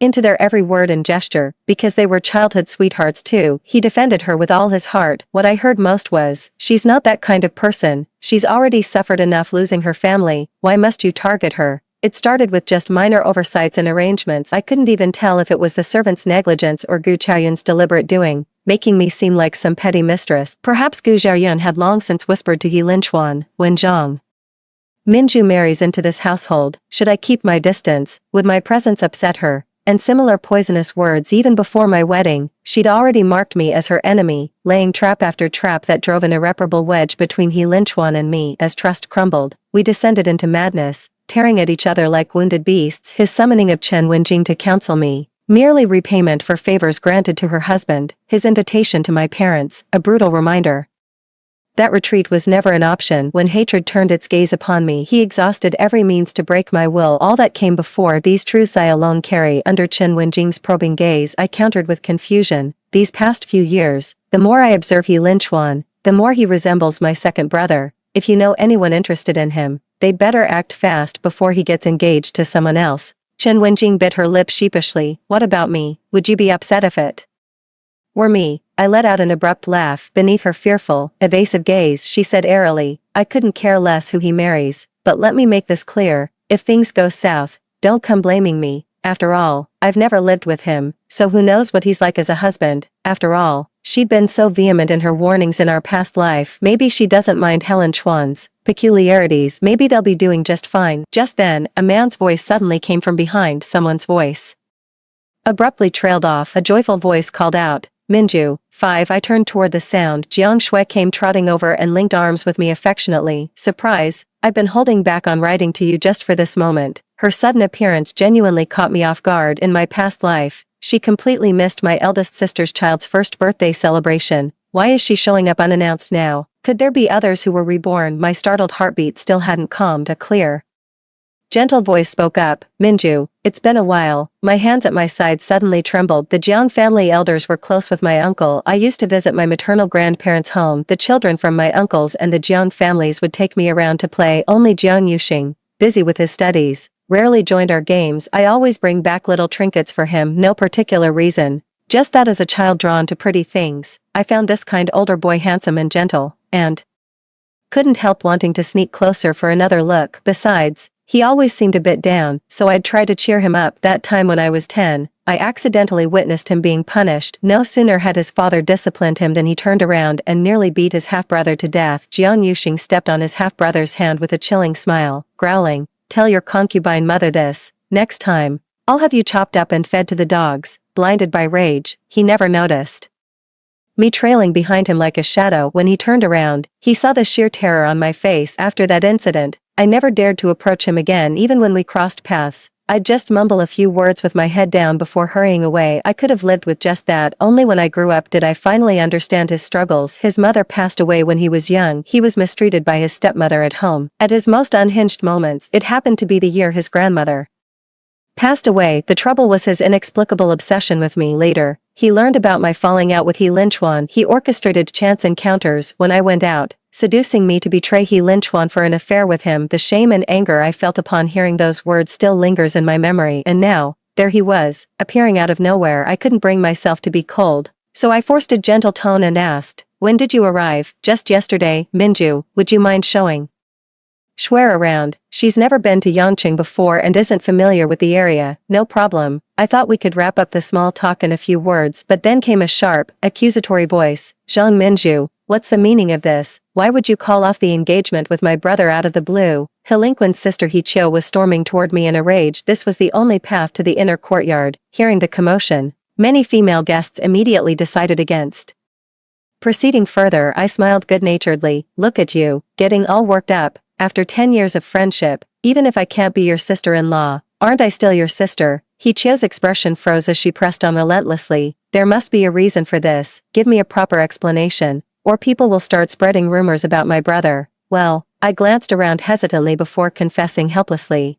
"we're too familiar with each other. Whenever I see your brother, it's like looking at my own elder brother. I always get chills down my spine." terrified of being scolded. That's no exaggeration. Before I married He Linchuan, highly sensitive with a strong sense of justice, never one to let inappropriate remarks slide without a debate. Because of this, my family often scolds me for being so headstrong whenever He Linchuan happened by. He'd first shield me from those who resorted to violence when losing arguments, then wrap my head like a public scolding to outsiders. It actually looked like he was doting on me. Gu Xiaoyun had exploited my temperament from the very beginning. She sowed endless discord between He Linchuan and me. Now, his past protectiveness has ironically become the very issue I'm complaining about. It's also proof of how he publicly disciplined me. He Chiu was incredulous. You're breaking off the engagement with my brother over this. He Linchuan appeared unnoticed. What broken engagement? 6. My shoulders relaxed the moment I saw him arrive. Brother He, you must remember, our betrothal was dissolved 6 months ago. Aunt insisted we delay the announcement to protect my reputation. When our eyes met, he froze in place. Everything became clear. It seems he finally realized I returned earlier than he did. He responded with unconcealed regret, explaining, Mother thought you were too young, worried you might just be going through a phase, so she didn't make this matter public, and so the matter was quietly dropped. As long as he wants to avoid damaging his reputation, he'd never drag this out with me. Besides, he should know I won't look back. In our past life, we ended things too bitterly. His making amends depends entirely on my ignorance, otherwise he wouldn't be so eager to see me, to see if I'm still the Jiang Minju who trusted him wholeheartedly. As our group dispersed, the onlookers gradually drifted away. He Linchuan is currently in favor. When people learn I insisted on breaking off our engagement 6 months ago, they'll just laugh at my poor judgment. This works out fine, though I ended the betrothal. It didn't tarnish his reputation. As long as it doesn't tarnish his current reputation, His Majesty wouldn't hesitate to employ him. Besides, it was He Chiu who kicked up the fuss first. The guilt-ridden He family wouldn't dare slander me further. On the contrary, they'd lament to others about the failed marriage arrangement. After all, Gu Xiaoyun was the reason I broke off the engagement with He Linchuan. Pushing this matter would only end in mutual destruction. The scandal stirred up quite a fuss, so I kept a low profile to avoid prying questions. I simply went to my little nephew's room to play with him instead. My elder sister looked at me with concern. I've heard about the commotion outside. Are you all right? While keeping my little nephew in stitches, I casually replied, no big deal. I saw this coming. She didn't know this was all part of my plan, the lengths I went to prepare. This is the best possible outcome given the circumstances. Seeing how uneasy elder sister looked, I said, they'll just gossip for a while. There are always new scandals. Our little drama is nothing special. Elder sister fretted. God knows what your brother-in-law was thinking, actually considering marrying Wenjing into the He family. At this, I paused mid-motion and casually handed my little nephew to the wet nurse nearby. Sister, don't come probing me. If they want to marry their daughter into the He family, let them investigate the He's themselves. The concerns I have may not matter to them at all. Leaning back on the nearby chaise lounge, I reminded her, you've finally been blessed with a son after so long. Sister, your priority now is caring for this child. Let others handle these matters. Why trouble yourself with such worries? I didn't wait for my elder sister's rebuttal. I frowned and pressed on. If things go badly later, she won't dare resent her own mother, but she'll certainly blame you. That left my elder sister completely speechless, yet she couldn't help muttering, you really have no tact, do you? I laughed bitterly and stood up abruptly. If I lacked tact, would I be here speaking to you so frankly? I should have just mumbled some empty pleasantries. That remark cuts deep. Sister, don't expect me to overstep again. The elder sister sighed. Can't I even scold you a little? I stormed out the door without another word. A gust of wind hit me as I reached the doorway. My mind suddenly cleared considerably. It was wrong to condescendingly lecture elder sister. Just because I knew how things would unfold, her intentions toward Chen Wenjing were genuinely good. That much was true. In their past life, she had been the matchmaker who arranged Chen Wenjing's marriage. The groom was her friend's younger brother, a cautious, methodical man with slow career advancement, which clashed with Chen Wenjing's expectations and led to constant friction between them. Bitter at heart, she never missed a chance to throw shade at our eldest sister during visits home. Whenever eldest sister recounted this at home afterward, she'd be filled with regret. I kicked the doorframe to snap my daydreaming sister out of it, then sulkily demanded, you're so good at sweet-talking Minhui, why can't you do the same for me? Eldest sister burst out laughing. All right, I'll pamper you right now. She came over and gave me a hug, saying, you're right, it's not good to meddle too much in life's big decisions. My little sister really does care about me more. I smiled demurely. You bet, Yet this kind of civil interaction did nothing to lift my spirits. I know my eldest sister will always side with her husband's family from her wedding day onward. She became one of the Chens. These family ties will only grow stronger, just like my mother became the mother of the Zhang children. 7. The first birthday banquet has concluded. Mother began making arrangements for my potential marriage prospects. Minhui frowned in displeasure.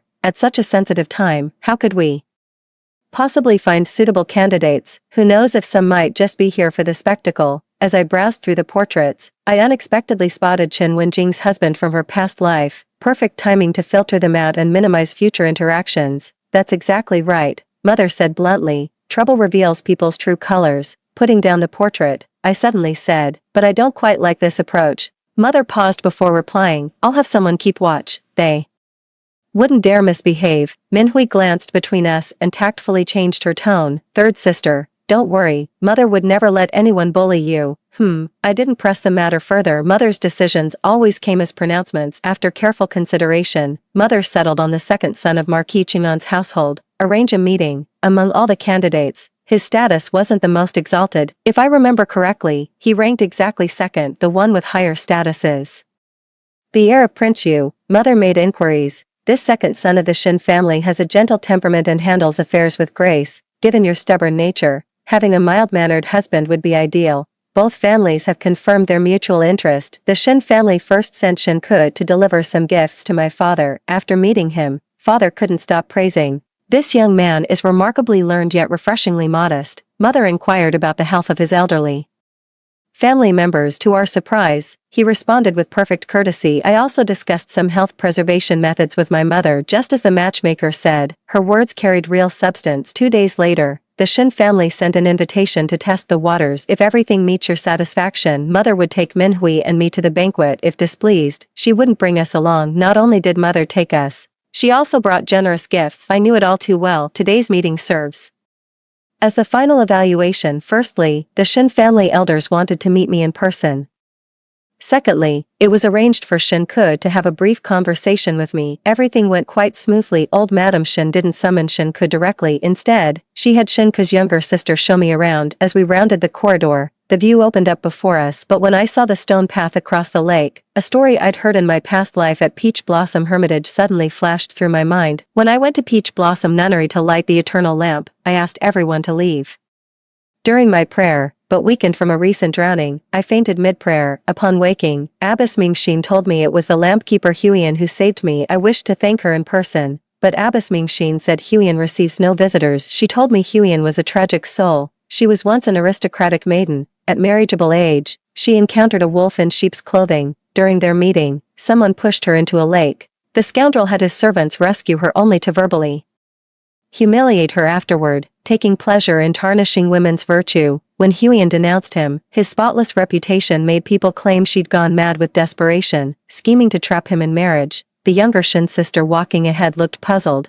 Minju, what's wrong? Snapping out of my reverie, I was really overthinking things. Smiling at her, I said, it's nothing. Where are we headed? She chuckled along. They're all fishing up ahead, let me show you. But she remained unaware of it herself. In that split second of shared laughter, she made an almost imperceptible movement. It was the slow blink after staring at me for what felt like ages, and the way her shoulders sank with that held breath finally being released. Every hair on my body stood on end as my instincts kicked in. The moment I became aware, her subtle shifts seemed to unfold in slow motion before my eyes, becoming painfully clear. She walked ahead without turning back like other guides would, almost as if avoiding my gaze, keeping her back to me the entire time. I don't want to gamble. Following behind me were Zhishuan and Minhui, along with an unfamiliar maid who kept her head bowed. Technically, I could let them go first. This way we can skip this step. But Mother is quite pleased with Shin Ke. Shin Ke has an excellent reputation. It goes without saying she wouldn't believe me, probably looking at me with those disappointed eyes, then saying,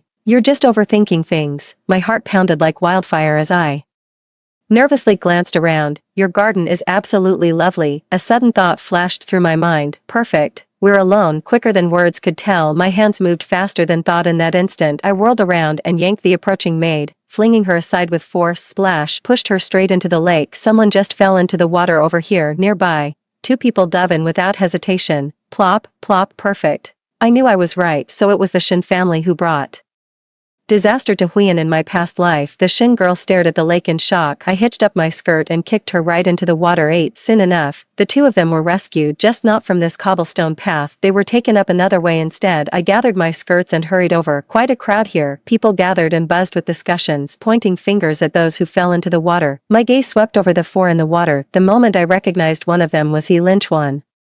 Laughed. How absurd. Never expected him to be the other jumper. Who did he think was the person that fell into the water? What was he trying to achieve by pretending to rescue someone? Shinka's eyes blazed with fury as she turned to us and demanded sharply, Miss Zhang, why did you push my sister? I looked utterly bewildered. This is my first time meeting the Shin family's daughter. We've never had any quarrel. Why would I push her? Clearly she was startled by the commotion when that maid fell in. Minhui reacted swiftly, pointing at the drenched servant. How peculiar. From here, you can't even see that side of the pond. How did your household know someone fell in? Shinku, realizing their scheme was about to be exposed, hastily defended. We heard the commotion and sensed something amiss. Clearly, this is all just a misunderstanding. Jishuan was a beat slower to catch on. When the realization finally dawned, her face flushed crimson with rage as she tugged at my sleeve, protesting loudly, Miss, we must leave at once. They were obviously lying in wait here, jumping into the water at the slightest sound. Who knows what the Shin family is plotting? Did they mean to push you in but end up falling themselves? Sensing the tension, Shinku strode over to stop me. I shouted angrily, stay back, you lecherous scoundrel. The woman's frantic struggles and panic, it only served to excite the man further. In the chaos, I yanked out my hairpin, drew the concealed blade from it, and plunged it deep into Shinku's arm before viciously twisting it upward and pulling it free. Ah, my arm. Never had I been so acutely aware of my own actions. The instant blood came spurting out. The terrified screams of bystanders rang in my ears. The words of Master Mingxin resurfaced in my mind once more. Had this humble nun not entered the Buddhist path, I might have become a demon instead. To my eyes, many people are like hogs awaiting slaughter. Shameful as it is to admit, my family used to butcher pigs. The blade goes in, then you twist it sideways to slit the artery. That's how you drain the blood clean. Sometimes I reckon certain folks are just like those swine. Their very flesh would stink up the pot. I have no regrets. The Buddha couldn't save me, but a blade can. After completing this gruesome task, I grabbed Minhui and Jishuan and ran back. We sprinted all the way, and before even reaching the door, I burst into tears screaming, Mom, help me. Mom turned and saw my state. She was instantly terrified. What happened? Where are you hurt? The woman accompanying them also panicked. Shinku is trying to kill me. I tearfully recounted what had happened over there. She immediately had her attendants escort me away, then commanded, Minhui, go fetch your father at once. With a quick acknowledgement, Minhui dashed out ahead with her maidservant in tow, supporting Jishuan's trembling arm. I turned to look behind us. The furious mother finally snapped, hurling a teacup at the Shin family while snarling, this isn't over. 9. I gave Jishuan's hand a squeeze and fainted dramatically. Jishuan burst into tears. Miss, don't scare me like this. The commotion suddenly intensified. Back home I methodically listed everyone present there who might be involved in this matter and who could potentially lend a hand. My father patted my shoulder reassuringly. Don't worry, just get some rest and don't overthink things. He then motioned for Minhui to follow him. I stood there blankly, staring at their retreating figures. Jishuan came in carrying a basin of hot water. The warm towel pressed against my face. It snapped me out of my daze. I murmured, who knows what'll happen next? Jishuan suddenly burst into tears while wiping my face. Whatever comes, I'll face it with you. Miss, I dipped my hands in warm water to wash them clean, laughing heartily. Then you'll come with me to Peach Blossom Nunnery as a nun. I've already thought of our Dharma names. I'll be Serene Wisdom, and you'll be Bamboo Wisdom. That's what I said, but I couldn't bear the thought of her suffering alongside me. Packed everything meticulously. Jishuan was just about to take that blood-stained hairpin. I stopped her gently. You don't need to take this. When she turned to look at me, tears suddenly fell again like stones dropping into my tranquil heart, scalding me with such intensity that I nearly cried too. She said, don't be afraid, dear, we're home now. I blinked awkwardly and murmured, keeping it would give me some peace of mind. In the end, I never wore the hairpin. When Jishuan returned, I was still sitting there in a daze. She urged me to get some rest, but the sword hanging over my head never fell. How could I possibly sleep? I waited till nightfall. When my parents finally returned, Mother came rushing over. The moment our eyes met, my heart leaped into my throat, clutching my skirt nervously. I whispered, Mother, I've made a terrible mistake. She rushed to embrace me, murmuring soothingly, hush now, it's all right. You've done nothing wrong. Everyone saw how he refused to let you leave. The whole world knows they reaped what they sowed when their scheme backfired. I nestled helplessly in her arms, enveloped in tender warmth as she recounted what happened after I left. Many young people stood by my side and spoke up for me. Anyone with half a brain who's associated with Shinku knows people would naturally side with you, rather than risk defending a villain. It's safer to distance themselves by joining the condemnation. No one wants to be tainted. The easiest way to stay clean is to join the chorus denouncing Shinku. But I've hurt someone, I said, pointing to the hairpin on the tray. This was specially made. I bought it for self-defense. It's razor sharp, and I deliberately severed his tendons. Mother gritted her teeth in fury. Good riddance. I'd have slit his throat myself. Tomorrow your father will take this to the emperor. We'll accuse Marquis Chingen of failing to discipline his son, allowing him to assault a young girl. Justice is on our side. The Shin family could run themselves ragged, but they'll never protect Shinku now. Events unfolded exactly as Mother had predicted. The verdict came the very next day. Marquis Chingen was suspended from office, and Shinku was permanently barred from official service. The Shin family sent Shinku far away to spare his life. Mother combed my hair herself and said, "Our Zhang family doesn't court trouble, but we don't shrink from it either. He deliberately tarnished a woman's reputation and sought to ruin your virtue. This outrage has stirred public anger. Every family has daughters. It wasn't just your father who impeached him. Everyone present was furious. Had it not been you yesterday, it would have been someone else's daughter, undoubtedly the daughter of someone closely connected to the Shin family." As I listened to her speak, my mind began to wander. I used to think my family disliked me because of my personality, but now I realize that might not be the case. After my eldest sister married, she repeatedly came back to ask our parents for favors to advance her husband's career. Her parents found her annoying, but never abandoned her. Second brother was considered the family's pillar. In truth, he was temperamental, loud and prone to impulsiveness. Though often scolded by their parents, he still received their guidance. The youngest sister plays the delicate card, always needing others' attention, yet ends up getting the whole family's support. Only me, seemingly knowledgeable, yet only scratching the surface of every issue. It often takes me ages to finally connect the dots. Turns out those past events had far deeper underlying issues buried beneath. I always thought my parents blamed me for quarreling with Gu Chaoyun to the point of pushing He Linchuan toward Gu Chaoyun. At this moment, it suddenly dawned on me. They're angry that when I first noticed something was wrong, I didn't make a scene immediately. My momentary restraint only emboldened Helen Chuan and Zhao Yungu's interactions, yet I couldn't maintain patience indefinitely. As the entanglement between the two families deepened, Zhao Yungu and Helen Chuan deceived everyone through underhanded means, increasingly appearing justified on the surface. By the time I made my move, the Zhang family had already lost the upper hand. Thinking about all this, I completely broke down in tears. Turns out I could have gotten divorced. I was just afraid of being judged. A moment's hesitation cost me the opportunity completely. "Hey, what's wrong? Why are you crying?" Second brother's anxious voice came from outside the house. His wife gave him a light slap. "Keep it down." Min Hui pushed the door open and came straight in. "Are you all right, sis?" Mother sighed in relief, holding me close. "It's good that you cried. This is my fault." As she spoke, her eyes welled up with tears too. I hugged her tightly. "How could this be your fault? That monster chose to do evil. He fooled everyone with his act. Nobody could have seen this coming. Even without me, there would still be Huiyan. Even before the incident, I thought the Shin family was quite decent in my past life. Even Master Mingxin only spoke of the matter without naming names. Clearly, this matter never got out. "What filthy scum. To think you've been playing the saint all this time. You're just too obedient." Mother's tears soaked my neck. "I never knew how to handle you. Your eldest sister plays the fool so well. I never worry about her getting shortchanged. Your little sister's been mischievous since childhood, always getting into trouble the moment I look away. But you were always so well behaved." By the time I realized, we'd already grown distant. Her words caught me completely off guard, but this time I understood what she meant. She didn't want me to be too obedient, without an edge. "You'll just get bullied." I laughed through tears. Since when do good kids stab people with knives? Mother held me tighter in her arms. She was clearly still shaken by what had happened. I regretted bringing up the knife incident. This was our unspoken understanding. Why on earth would someone keep such a deadly weapon at hand, and how did they even know the technique to sever tendons? Thankfully, Min Hui came over and snuggled up against me, pouting pitifully. I was scared to death. Won't Mother comfort me too? Fortunately, Mother didn't press the matter. What's done is done. Dwelling on the past serves no purpose. 11. The next time we met was already 2 months later.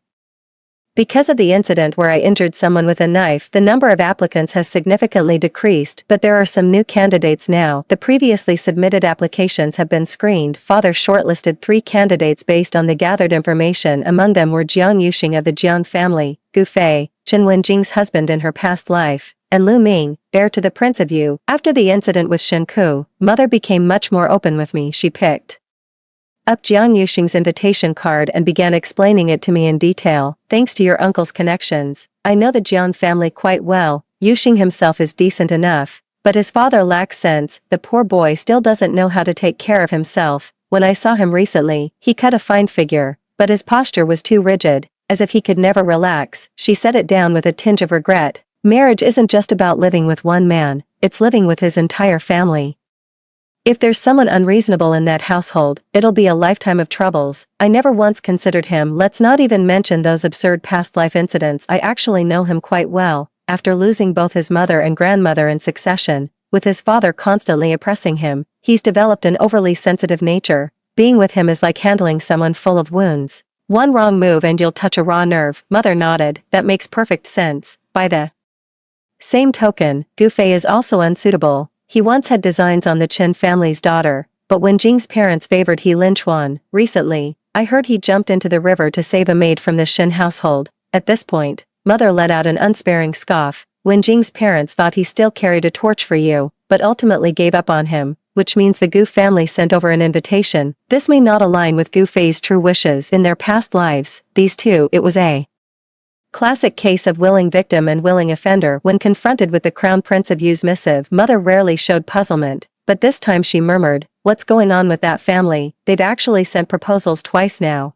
Go find out what's happening and report back to me." She clearly wanted to get to the bottom of this matter. I nearly laughed out loud hearing this. Since when do imperial descendants need to work so hard for marriage proposals? There are plenty lining up, just waiting to be chosen. Something must be wrong here too. With that thought in mind, I finally met Lu Ming. One glance was all it took. I couldn't help but steal several more looks. Noticing my gaze, he suppressed a smile and asked, "Is chess getting a bit dull?" I shook my head. "No, I'm just surprised. Before coming here, I'd heard from several friends that the young master seemed rather aloof, yet he appeared quite approachable. Putting on a cold front helps avoid unnecessary trouble, but I don't act this way at home." As he placed a game piece, noticing my silence, he unexpectedly revealed his reason for proposing. "We've actually known each other for quite some time." That remark made me take a second look at him. When I noticed the mole on his nose bridge, memories came flooding back, hazy recollections overlapping with the present. My jaw dropped in astonishment. He nodded. "Yes, I'm the mudman who dragged you into the mire. It just came back to me, that same year when I was 10.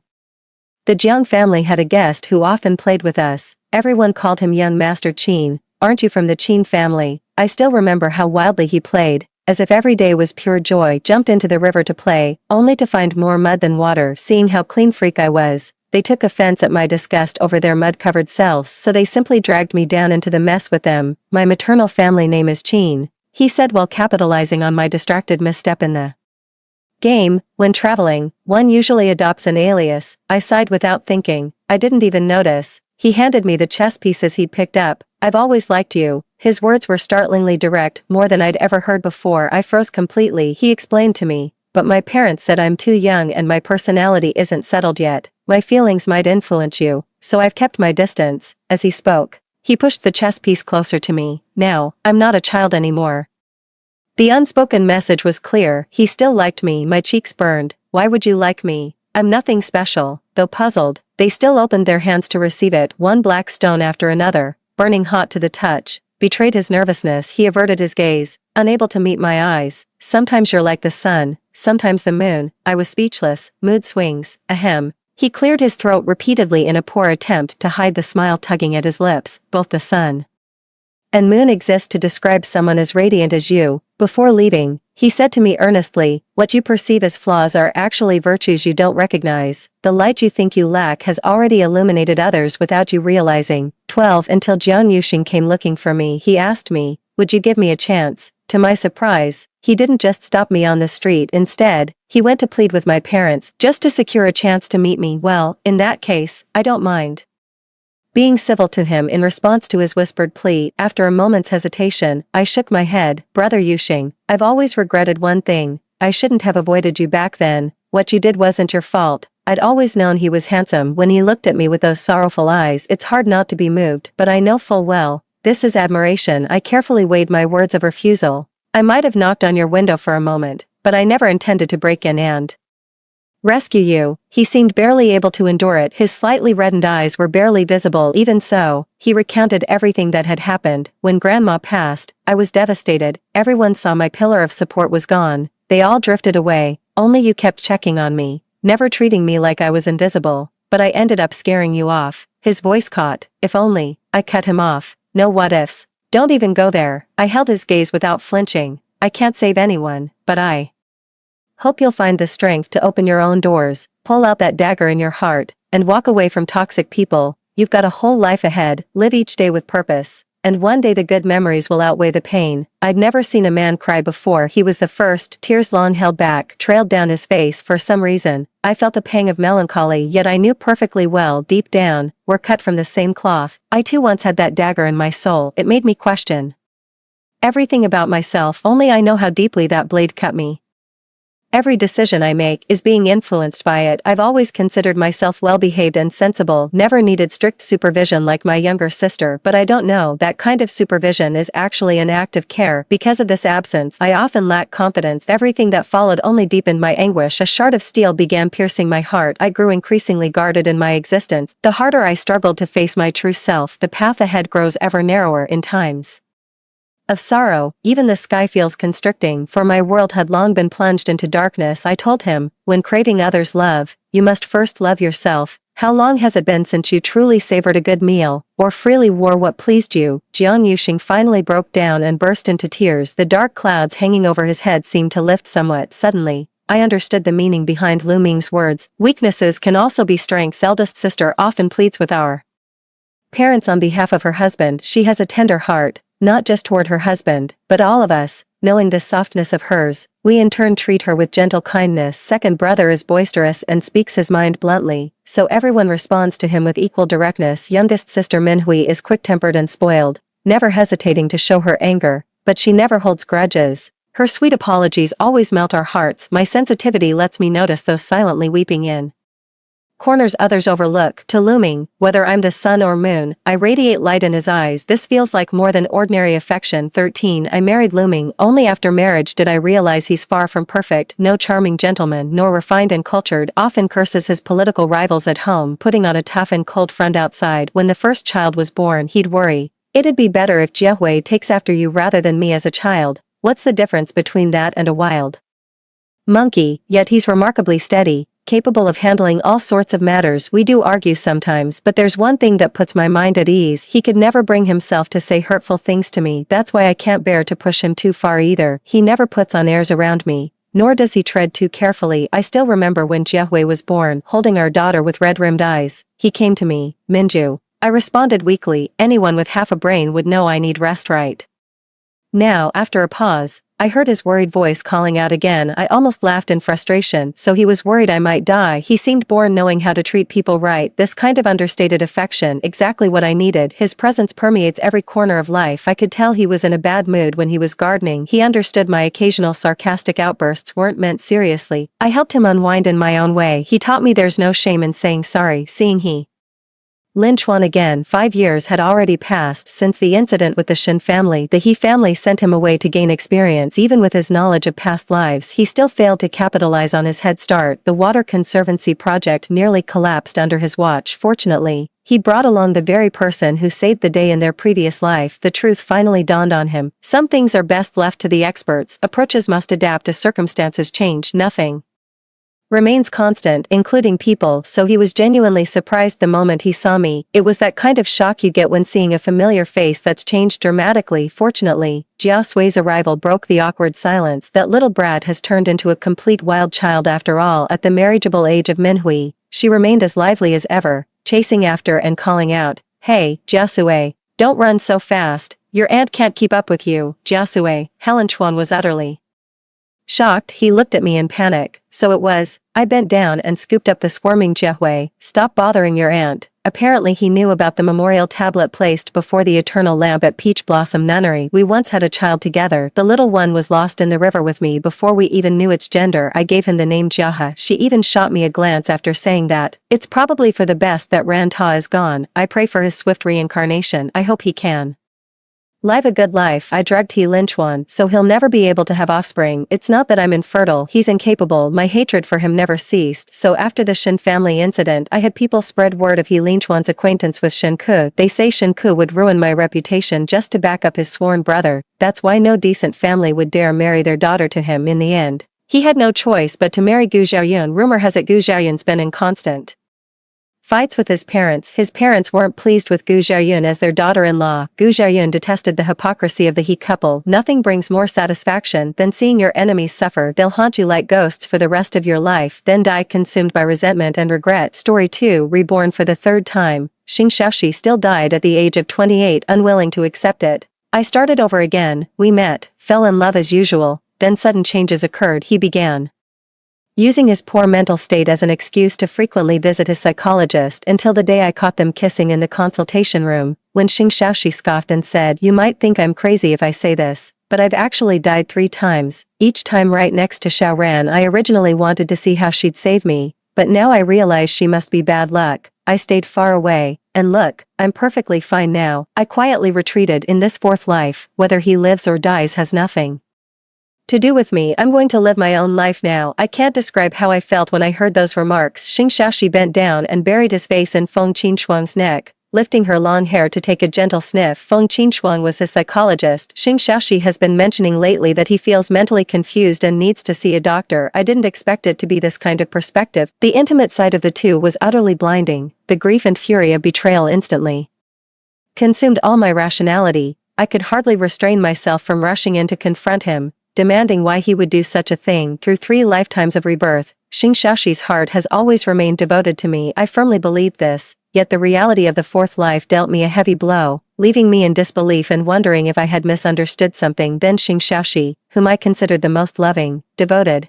and loyal person in my heart, spoke up. One with a sidelong glance, he playfully twirled the long hair of Feng Qinshuang sitting on his lap, let out a light scoff, and said, "Dr. Feng, tell me, do I really have something wrong with my brain? But I feel the first 3 deaths didn't seem fake. The pain still gives me lingering fear when I think about it now." Feng Qinshuang covered her chest, putting on an exaggerated show of concern as she said, "Then what should we do? You won't die again this time, will you?" Xing Xiaoxi curled his lips into a smile. "How could it be? I've accompanied Xiaoran through lifetimes, only to die by her side every single time. I originally wanted to see how she'd save me, but now I realize she must be bad luck. Staying far away from her is why I'm alive and well now. In this lifetime, I have you, Dr. Xiaoshuang." The upward lilt in his tone made Feng Qin's face flush red as she coquettishly retorted, "Then you've come to the right person. Dr. Feng will treat you for life." At that moment, the laughter of the man and woman inside the door sounded muffled, reaching my ears somewhat distorted. Xing Xiaoxi's words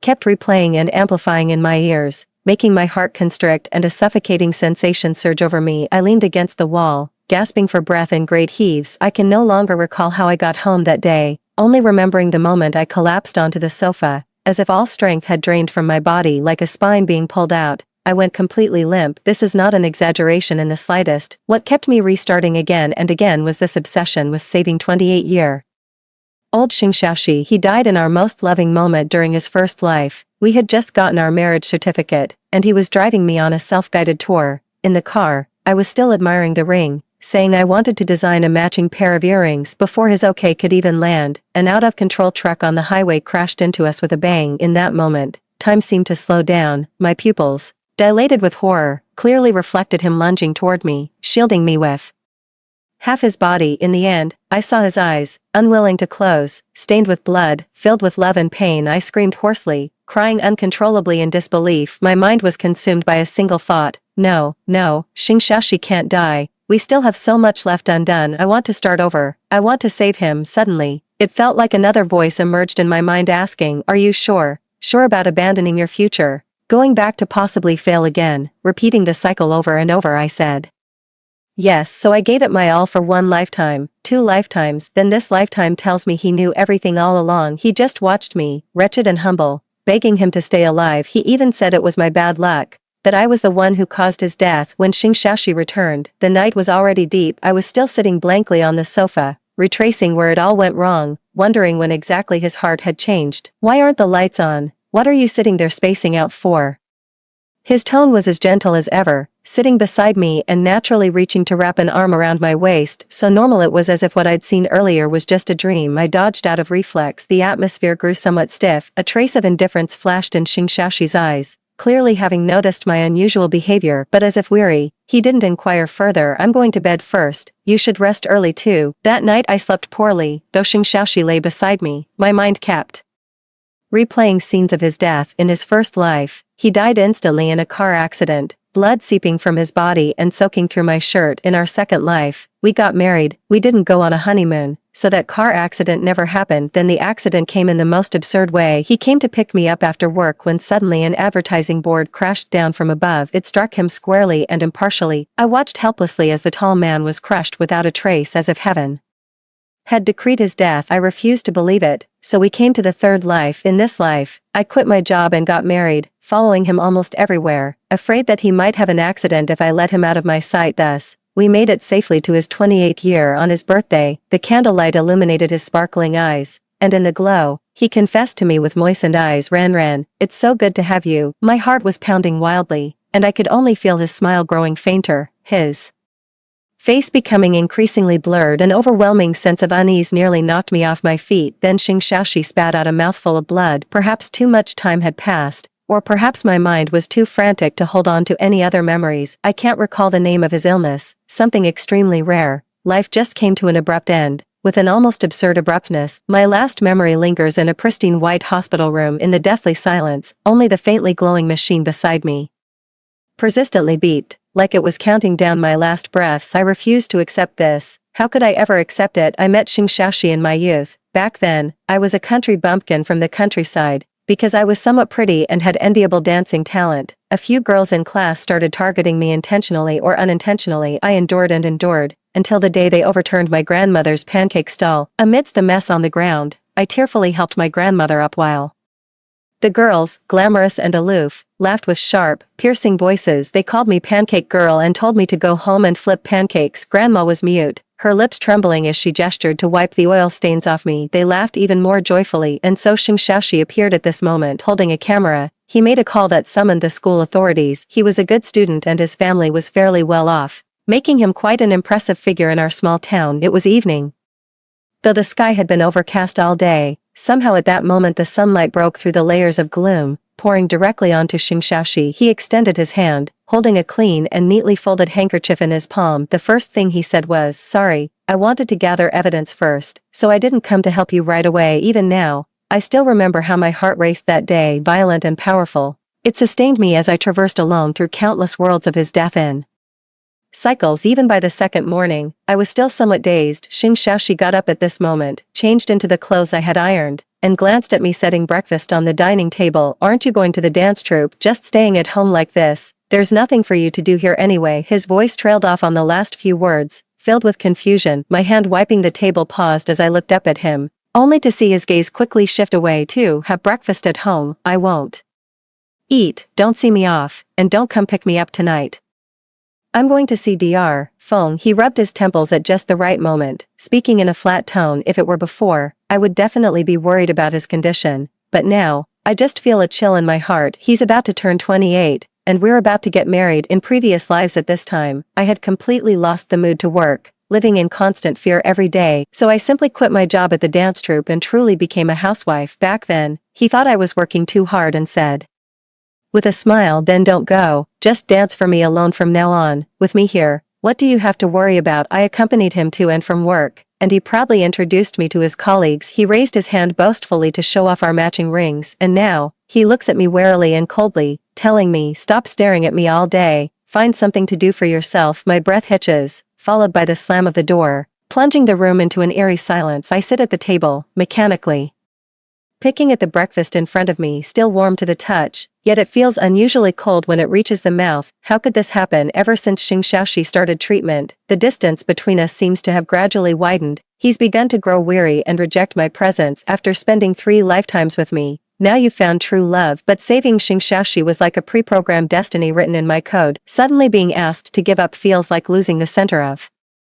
gravity in my life. I feel like I should rush up and confront him, demanding to know if all my efforts in past lives were just a joke in his eyes. But then why did he keep playing along with me time after time? Yet I still act as if nothing ever happened, watching helplessly as Xingshaoxi gradually distanced himself from me, grew colder, and our conversations became fewer and fewer, watching helplessly as Feng Qinshuang grew closer to him, even to the point where on several nights, he couldn't be bothered to pretend anymore. Directly calling her from the balcony in the darkness, even through a pane of glass, I could see the smile spreading across Xingshaoxi's lips. Then one evening, like a resentful wife, I stubbornly sat at the dining table, waiting for him to return. It was almost 9 o'clock. After reheating the food countless times, Xingshaoxi finally returned. However, he didn't come back alone. Feng Qinshuang was with him. Feng Qinshuang nodded at me in greeting, then naturally changed shoes and entered the living room. Don't misunderstand, Miss Xiao. I'm only here to assist Mr. Xing with his treatment. Mr. Xing's description is that he is always troubled by memories from the past or those that never existed, so I came to examine the home environment, which is actually a significant factor affecting mental state. She smiled generously and spoke professionally, displaying complete composure in front of me, utterly devoid of the coquettishness she showed beside Xing Shaoxi, appearing dignified and proper. It even made me feel as if the ambiguity between her and Xingshaoxi was just my imagination. But the next moment, when her gaze met Xingshaoxi's, she flashed a meaningful smile, carrying their unique understanding. Throw these things away, and also redesign the sofa layout over here. Her red lips parted and closed, until finally I could no longer make out what she was saying. All I saw was how the house Xingshaoxi and I had carefully arranged was being altered beyond recognition by her. Her gaze grew smug and provocative as she lifted her chin to look at me. People always have to look forward, so just throw away the old things. She took off a pendant from her bag and hung it at the entrance, saying in a coquettish tone, Mr. Xing, seeing something bright and colorful before going out will make you feel better. This is our marital home. I watched Xingshaoxi's lips curve uncontrollably, reluctantly bid farewell to Feng Qinshuang, then my trembling lips began to speak. He asked back in confusion, our meticulously designed marital home, you just bring another woman back like this, casually disrupting our arrangements, leaving her traces behind. Ran, Dr. Feng is a professional, if something's unreasonable, it needs to be changed. Should I just stay sick if I'm ill? His tone carried a hint of helplessness, yet I detected an undercurrent of impatience. Stop being so stubborn. If you don't like the current arrangement, we can change it later.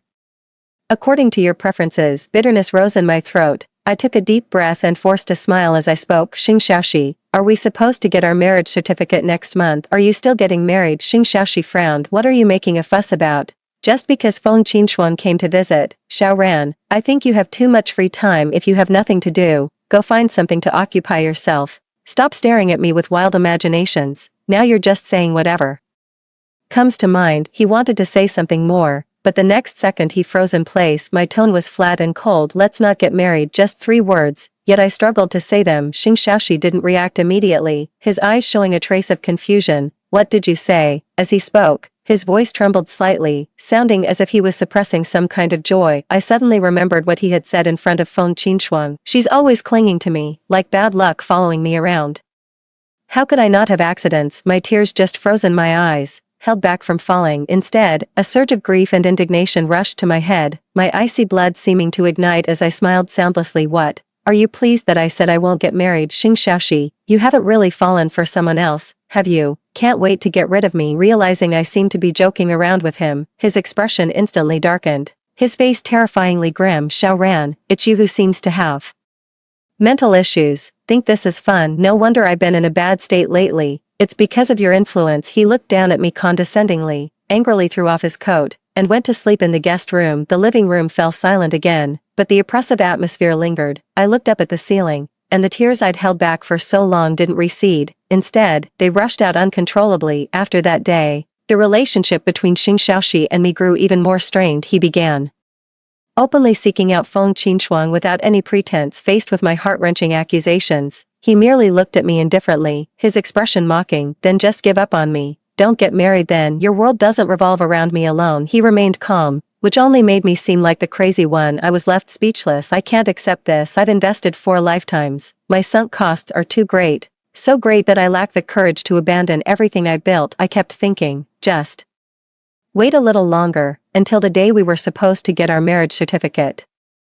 The night before, he didn't come home. The next day, I stood at the entrance of the Civil Affairs Bureau for a long time after making who knows how many calls. Someone finally picked up on the other end. It was Feng Qinshuang. Miss Xiao. Xiaoxi celebrated my birthday with me last night and had a bit too much to drink. He's still not sober yet. When I rushed over, Feng Qinshuang opened the door for me in the apartment. She stood against the wall in thin clothing, radiating an indescribable allure.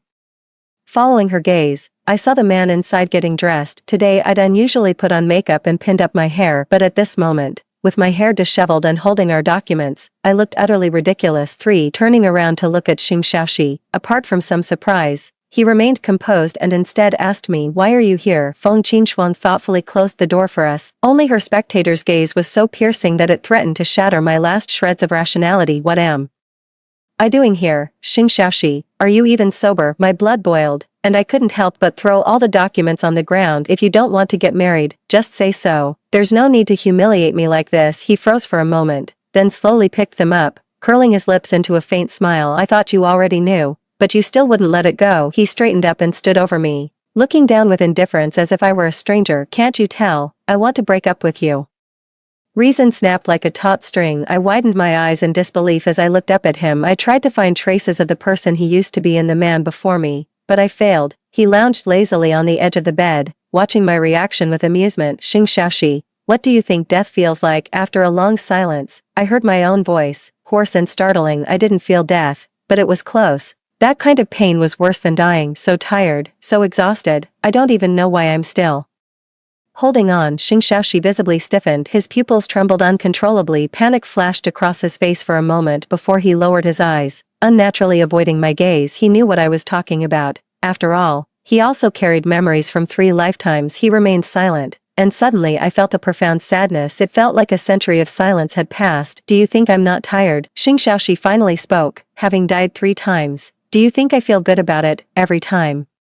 I started over. I held on to the hope that maybe this time would be different, and I walked the same path without hesitation, but repeating the same mistakes over and over. "Do you understand how that feels?" By the 3rd time, I was actually ready to give up. I really wanted to just die and be done with it. "Why come back again, Xiao Ran? I actually admire you quite a bit. Standing at the beginning and seeing an inevitable death at the end, then looking back from the ending, don't you feel despair?" "No matter how hard you try, nothing changes." His voice choked up slightly, his eyes as if veiled by a thin mist. "Accept it, this is reality. Our story can only end there. I died at 28, but what about you? Did the second half of your life die with me?" "Let yourself go." With his last words, Feng Qinshuang opened the door. Sunlight streamed in, as if guiding him toward a new life. Without hesitation, he stepped forward toward Feng Qinshuang. I struggled to take a step forward, watching Feng Qinshuang standing perfectly matched with him. "Miss Xiao, Xiaoxi said this strawberry tart is delicious, so I specially bought an extra one for you to take back." She handed me an exquisitely packaged dessert. At a glance, my hand jerked away as if electrocuted. That deep-seated fear in my soul swept over me again, leaving me paralyzed. I used to love eating strawberry tarts, and in my second life, Xing Xiaoxi even learned to make them himself, but I always complained about his poor skills and only bought them from one particular shop. After work, he went to buy them for me at the dessert shop across the street. Then a billboard came crashing down, smearing strawberry jam all over the ground. I will never forget that scene. Since then, I've never touched strawberries again. "It tastes great, you should try it again." Xing Xiaoxi's voice was calm and light, as if all our past had become a gust of wind, blown away by him in the 4th life. I didn't arrive at Xing Xiaoxi's 28th year. Xing Xiaoxi packed up all his belongings as he dragged his suitcase out. He remained as aloof as an outsider. He even destroyed every single photo of us as I watched him expressionlessly throw away all the things that once carried countless memories of us into the trash. That suffocating feeling of my heart being tightly gripped overwhelmed me completely. "The house is yours. Let's leave it at that." Xing Xiaoxi left without any hesitation. That strawberry tart was still on the table, its bright red strawberry jam looking like blood. I expressionlessly stuffed it into my mouth, the familiar taste flooding my entire palate, seemingly mixed with an indescribable metallic bloodiness, until finally I managed to swallow it with difficulty. By the time I realized, tears were already streaming down my face. An abrupt phone ring suddenly sounded. I answered to hear the dance company's principal on the line. "Ran, we're missing a character for our new play. We've been searching for a while but couldn't find the right person. Do you think you could come help us out?" I paused for a moment, responded with then added, I can come today. Are you still rehearsing at the usual place? After receiving an affirmative reply, I rubbed my temples and headed straight to the location. If Xing Shaoxi was the first major event in my life, then dance was the second in my first life. With Xing Shaoxi's encouragement, I took the art college entrance exam and successfully joined a local dance troupe after graduation. In subsequent lives, I continued to follow the same trajectory, but my dance career always stopped at this point. Because of Xing Shaoxi's death, I had to abandon everything else in my life and fully confront the insurmountable mountain of life and death. Now that I think about it, since Xing Shaoxi doesn't need me anymore, should I also return to my own path? But the effect was actually very poor. I stepped back onto the dance floor, following the music, but found it hard to regain that feeling. After I missed the beat again, the teacher looked at me, shook her head, and sighed softly. Ran, maybe you should take a break and adjust your state first. As the song ended, the members scattered to rest, while I stood there lost in thought. I was once the teacher's most favored student, young yet exceptionally talented. She once praised me, saying I naturally became the center of attention wherever I stood, but now, I feel trapped in a predicament with no way out. Teacher, how long will this rehearsal take? 2 months later.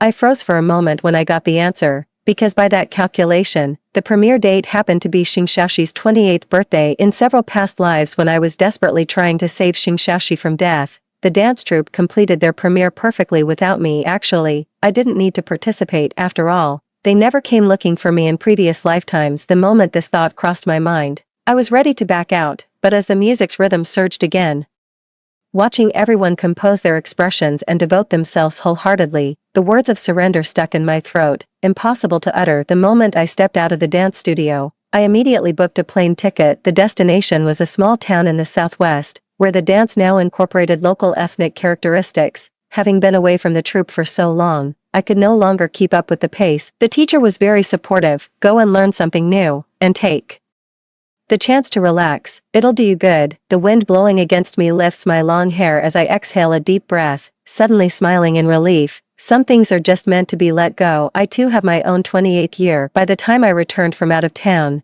nearly a month had already passed. During this month, I wandered through mountains and forests, working and chatting with the local grannies. In moments of joy, we would dance under the evening sunset. People of their ethnicity, young and old, possess a unique talent for dance, unpolished yet indescribably free and radiant. Without formal music, everyone hummed tunes while rhythmically tapping nearby bamboo baskets. Unintelligible dialects and sunlight enveloped me together, soothing and smoothing my scarred, hollowed heart. Upon returning to my homeland, my teacher came to pick me up. Seeing me smile so effortlessly, her face too blossomed into a grin. There's a dance performance tonight, come check it out. I smiled and said okay, planning to go home and change clothes. But unexpectedly, just as I reached my doorstep, I looked up and saw Xing Shaoxi leaning against the doorframe, and beside him, arm in arm, was Feng Qinshuang. When she saw me, Feng Qinshuang warmly came over with a beaming smile. Ran, have you been out playing? What's wrong? Yet my gaze couldn't help but drift towards Xing Shaoxi again, but he skillfully avoided it. My heart suddenly skipped a beat, forcing a smile. I turned to look at Feng Qinshuang. Is there something you need? Oh, it's like this. Shaoxi said he left something here and came to pick it up. Since we just got our marriage certificate today, we thought we'd drop by to share the good news. The wedding date isn't set yet, but you absolutely must come. Feng Qinshuang's smile was radiant and dazzling, her ring refracting blinding light under the sun. In a daze, I couldn't articulate what I was feeling. After opening the door to let them in, Xing Shaoxi went to fetch something, while Feng Qinshuang sat right in front of me, talking about how wonderful Xing Shaoxi was. Seeing the happiness radiating from her face, I just felt a tightness in my chest. They're certainly moving fast. Xing Shaoxi really couldn't wait to get rid of me. Where are those matching bracelets we bought after the college entrance exams? Xing Shaoxi suddenly spoke up, catching me off guard with his question. I instinctively pulled my hands into my sleeves, hiding the fact that both bracelets were actually still on my wrists. After the exams, he worked 2 months of summer jobs, toiling from dawn till dusk, just to put one of those bracelets on my wrist. When I started college later, when we had money, he started putting more expensive jewelry on my hands. I've kept those 2 pieces stored away. It was a somewhat famous affordable luxury brand, not too expensive when purchased, but now it's become a collector's item that's hard to obtain even with money. Shuang really liked them. You can just give me my piece. The smile on my face was becoming hard to maintain. When did Xing Shaoxi become such an undignified person? For his current girlfriend, he actually had the nerve to come ask his ex for things back without feeling awkward. I was undignified too. foolishly treasuring these 2 bracelets like precious things hidden on my wrist while I was lost in thought. Xing Shaoxi had already noticed. He stepped forward, unceremoniously grabbed my forearm, and exposed my pale wrist. Feng Qinshuang exclaimed in surprise beside them. So it was in Ranran's hands all along, and she even brought 2. Shaoxi, perhaps Ranran really likes them. I'll pass, let her keep them. At that moment, I felt as if I had been stripped bare. Xing Shaoxi's slightly mocking gaze, Feng Qinshuang's pitying yet triumphant smile, all cut through my flesh like sharp knives. Xiaoran, you still can't let go, can you? So in love, aren't you? Xing Shaoxi let out a mocking laugh as he spoke. Grief and indignation welled up in my heart. As I forcefully shook off Xing Shaoxi's hand, it was at this moment I realized the person before me was no longer the Xing Shaoxi who once loved me. With a relieved smile, I unfastened the clasp of the bracelet and threw both pieces into the trash bin. Sorry, you're overthinking it. It's just because they're expensive. Can't I pretend to be rich for once? But when too many people like something, it becomes disgusting. I've never liked sharing with others. If you want them, go pick them up yourself.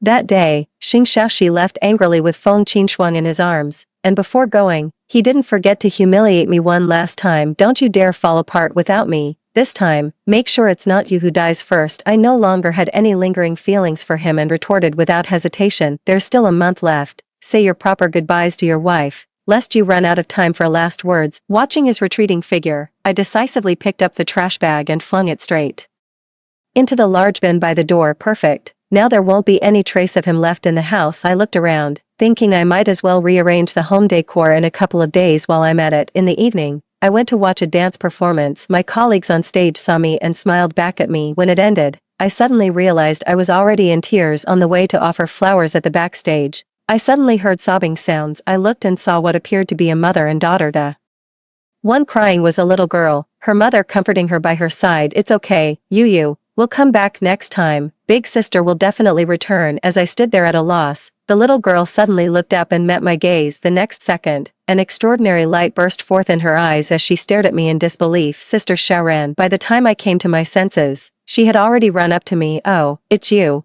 You must be Xiaoran. My daughter is your little fan. She's been worried about you since you haven't appeared in the dance troupe's recent performances.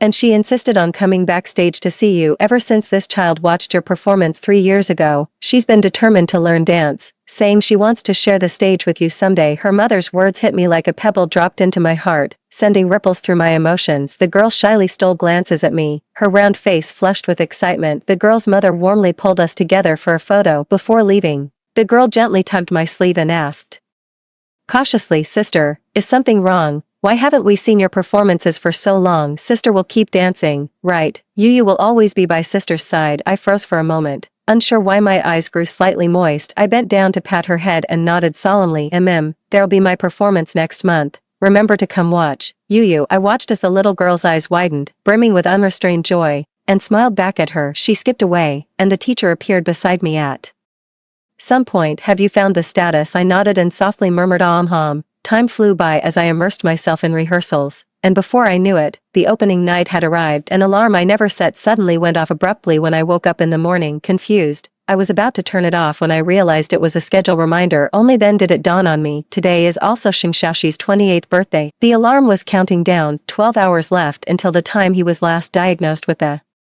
disease. I suddenly felt a bit dazed and couldn't help wondering, will he die in this lifetime? 5. Could it really be because of me that he keeps dying over and over? If he doesn't die, I'll bless him. If he dies, then time didn't allow me to consider so much, because the teacher's call had already come through. For the final rehearsal, we must ensure everything is foolproof. In the blink of an eye, most of the day passed and evening arrived. 7 o'clock was our performance time, and also the time when the accident happened in my previous life. My heart was pounding, though I didn't know what I was nervous about. The teacher asked the members to take a break first, adjust their mindset, and face the stage in an hour. I went outside to get some fresh air. The phone ringtone suddenly rang at this moment, sounding sharp and piercing. I quickly answered it with one hand, only to realize it was Xing Shaoxi calling. The voice on the other end was very soft. Ran, if I die, would you be sad? 1 more hour. The previous 2 deaths had both occurred suddenly before his birthday. Only the third time, when abnormalities were detected on his birthday, did it give me some time to say goodbye. I was stunned. I really wanted to blurt out,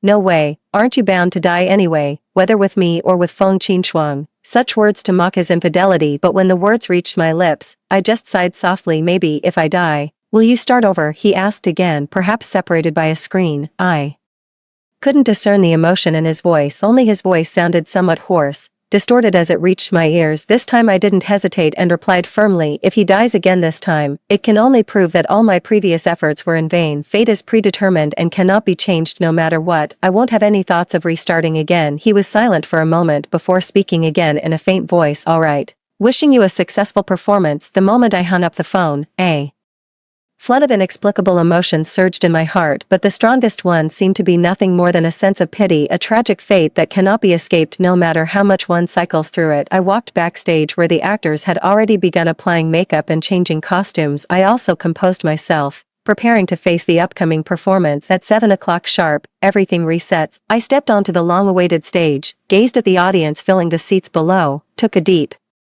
breath, and slowly raised my hand. The music transitioned from fast to slow before finally stopping. When the piece ended, I hadn't made a single mistake. The moment the stage lights illuminated my entire being, I saw the gently lifted faces in the audience, radiant with happiness and joy, just as I had countless times when watching dancers on stage as a spectator. From that moment on, the seed of a dream was actually sown in my heart. Now, it has finally blossomed and borne fruit once again. I am reborn. As I stepped off the stage, a teacher behind the curtain presented me with flowers, wiping away tears. Ran, you truly live up to my expectations. To be honest, I was initially worried that after such a long break from practice, you might struggle to keep up, but your boyfriend came forward insisting you'd have no problems at all. He repeatedly assured me. Oh, by the way, why didn't he come to present flowers at today's premiere? My mind went blank for a moment, and I instinctively asked, wait, Xing Xiaoxi approached you? Yes, I originally didn't want to consider you. After all, you'd officially resigned from the troupe. It wasn't just a leave of absence, but Xiaoxing personally came to plead for another chance on your behalf, saying you'd made that decision impulsively without proper consideration. I do think it's a pity for you, and you probably felt too embarrassed to contact me again. So I took the initiative to call you. She kept chattering on. My mind went completely blank. So, this opportunity was secured for me by Xing Xiaoxi. But why would he do that? The memories of the fourth life were too chaotic and fragmented, flooding into my mind all at once, making my head feel like it was about to explode from the pain. I seemed to have forgotten something very important, but what could it be? The phone beside me suddenly jerked me back to reality, with Feng Qinshuang's eerily calm voice on the other end. Xing Xiaoxi is dead. When I rushed over, Feng Qinshuang said he wanted to see me one last time, so he held on and didn't die. I found this statement ridiculous, with a sense of absurdity that didn't match reality. Dazedly, I entered his hospital room, white and pristine as in the third life. Like heaven, he lay on the white hospital bed, his face bearing a peculiar serenity. Seeing me, he seemed in good spirits. You didn't cry this time. Quite composed. You're going to die anyway. After dying so many times, you should be used to it by now. My voice was calm, and the moment I said it, even I found it unbelievable. Like a boulder that once weighed on my heart, it crumbled away without me noticing. He didn't close his eyes, staring fixedly into mine. You're really just going to watch me die like this? You won't come back? Then why are you still here? He asked me with a smile. In an instant, everything around began to blur and fade, like a dream about to end. The illusory scene started to distort. Only Xing Xiaoxi's face remains clear. His smile was faint, as if about to disappear. Xiao Ran, you shouldn't be here. You should go back, return to your life, return to your stage, return to your 28-year-old self. I'm dead. You said you've let go. The whole world fell silent. Only his voice remained, crystal clear, like a sharp sword piercing straight through my heart, shattering the 3 lifetimes I had deluded myself into constructing. Oh, now I remember, there was no cycle. It was simply him, out of love, accompanying me through 2 more lifetimes, and again out of love, having to force me to face reality. It's me, trapped in his death, unable to move on. Side story, Feng Qin. My name is Feng Qin. I am a psychological counselor. At the beginning of the year, I met a client, a gentle and polite noblewoman. Although she didn't look well, it was clear she wasn't in such a state that required my help. Just as I had thought, she took me to meet the real guest, a 28-year-old woman. This is my daughter-in-law. She and my son were in a car accident during their road trip. My son died on the spot. The noblewoman choked up slightly. After being unconscious for 2 days and waking up, her mental state became like this. I turned my head to look at the woman sitting on the sofa. She was very beautiful, with a slender figure and graceful posture. The noblewoman said she used to be a dancer. I chuckled and said it showed. She sat quietly, playing with two intertwined bracelets on her wrist. Her name is Xiao Ran, you can call her Ran. 6. I nodded, attempting to strike up a conversation with her, but she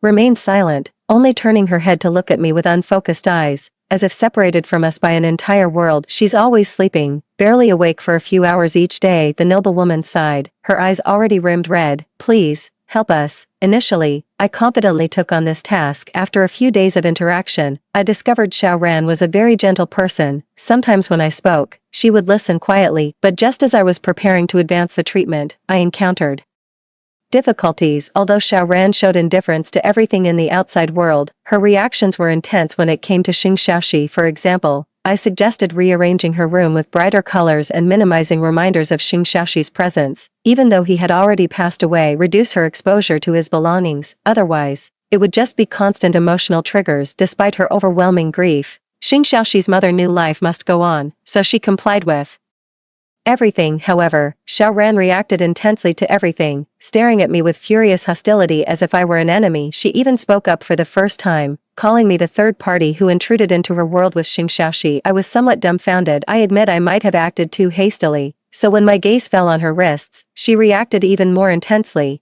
tightly covering those two bracelets as if afraid I'd take away the last thing Xing Xiaoxi left her. Xing Xiaoxi's mother was wiping tears beside them. I was at a complete loss for the first time. I had underestimated her feelings for Xing Xiaoxi, so a few days later, I opted for another treatment approach, hypnosis. I inquired with Xing Xiaoxi's mother about some details of their past and also learned about Xiao Ran's history. If it weren't for that car accident, our whole family would have happily gone to watch the premiere of her new dance drama. That day was supposed to be Xiaoxi's birthday too. He had even planned to watch the performance together first, then take us all out to celebrate. He said he loved watching Ran dance the most. Life is unpredictable. Perhaps the only redemption for the living is to face the passing of the deceased. My treatment was merely a trivial guidance. I wanted to give her some positive suggestions while her subconscious was relaxed. However, I miscalculated. My patient fell into a deep sleep state, which was already beyond my control, but her behavior didn't seem like suffering. Forget it, just let her sleep for a while. I thought this way, then quietly sat beside her and waited the entire afternoon. During that time, I even considered giving up on this patient and refunding all the fees. Their bond was too deep. How can I help someone who has lost a loved one to bravely accept the truth? Perhaps the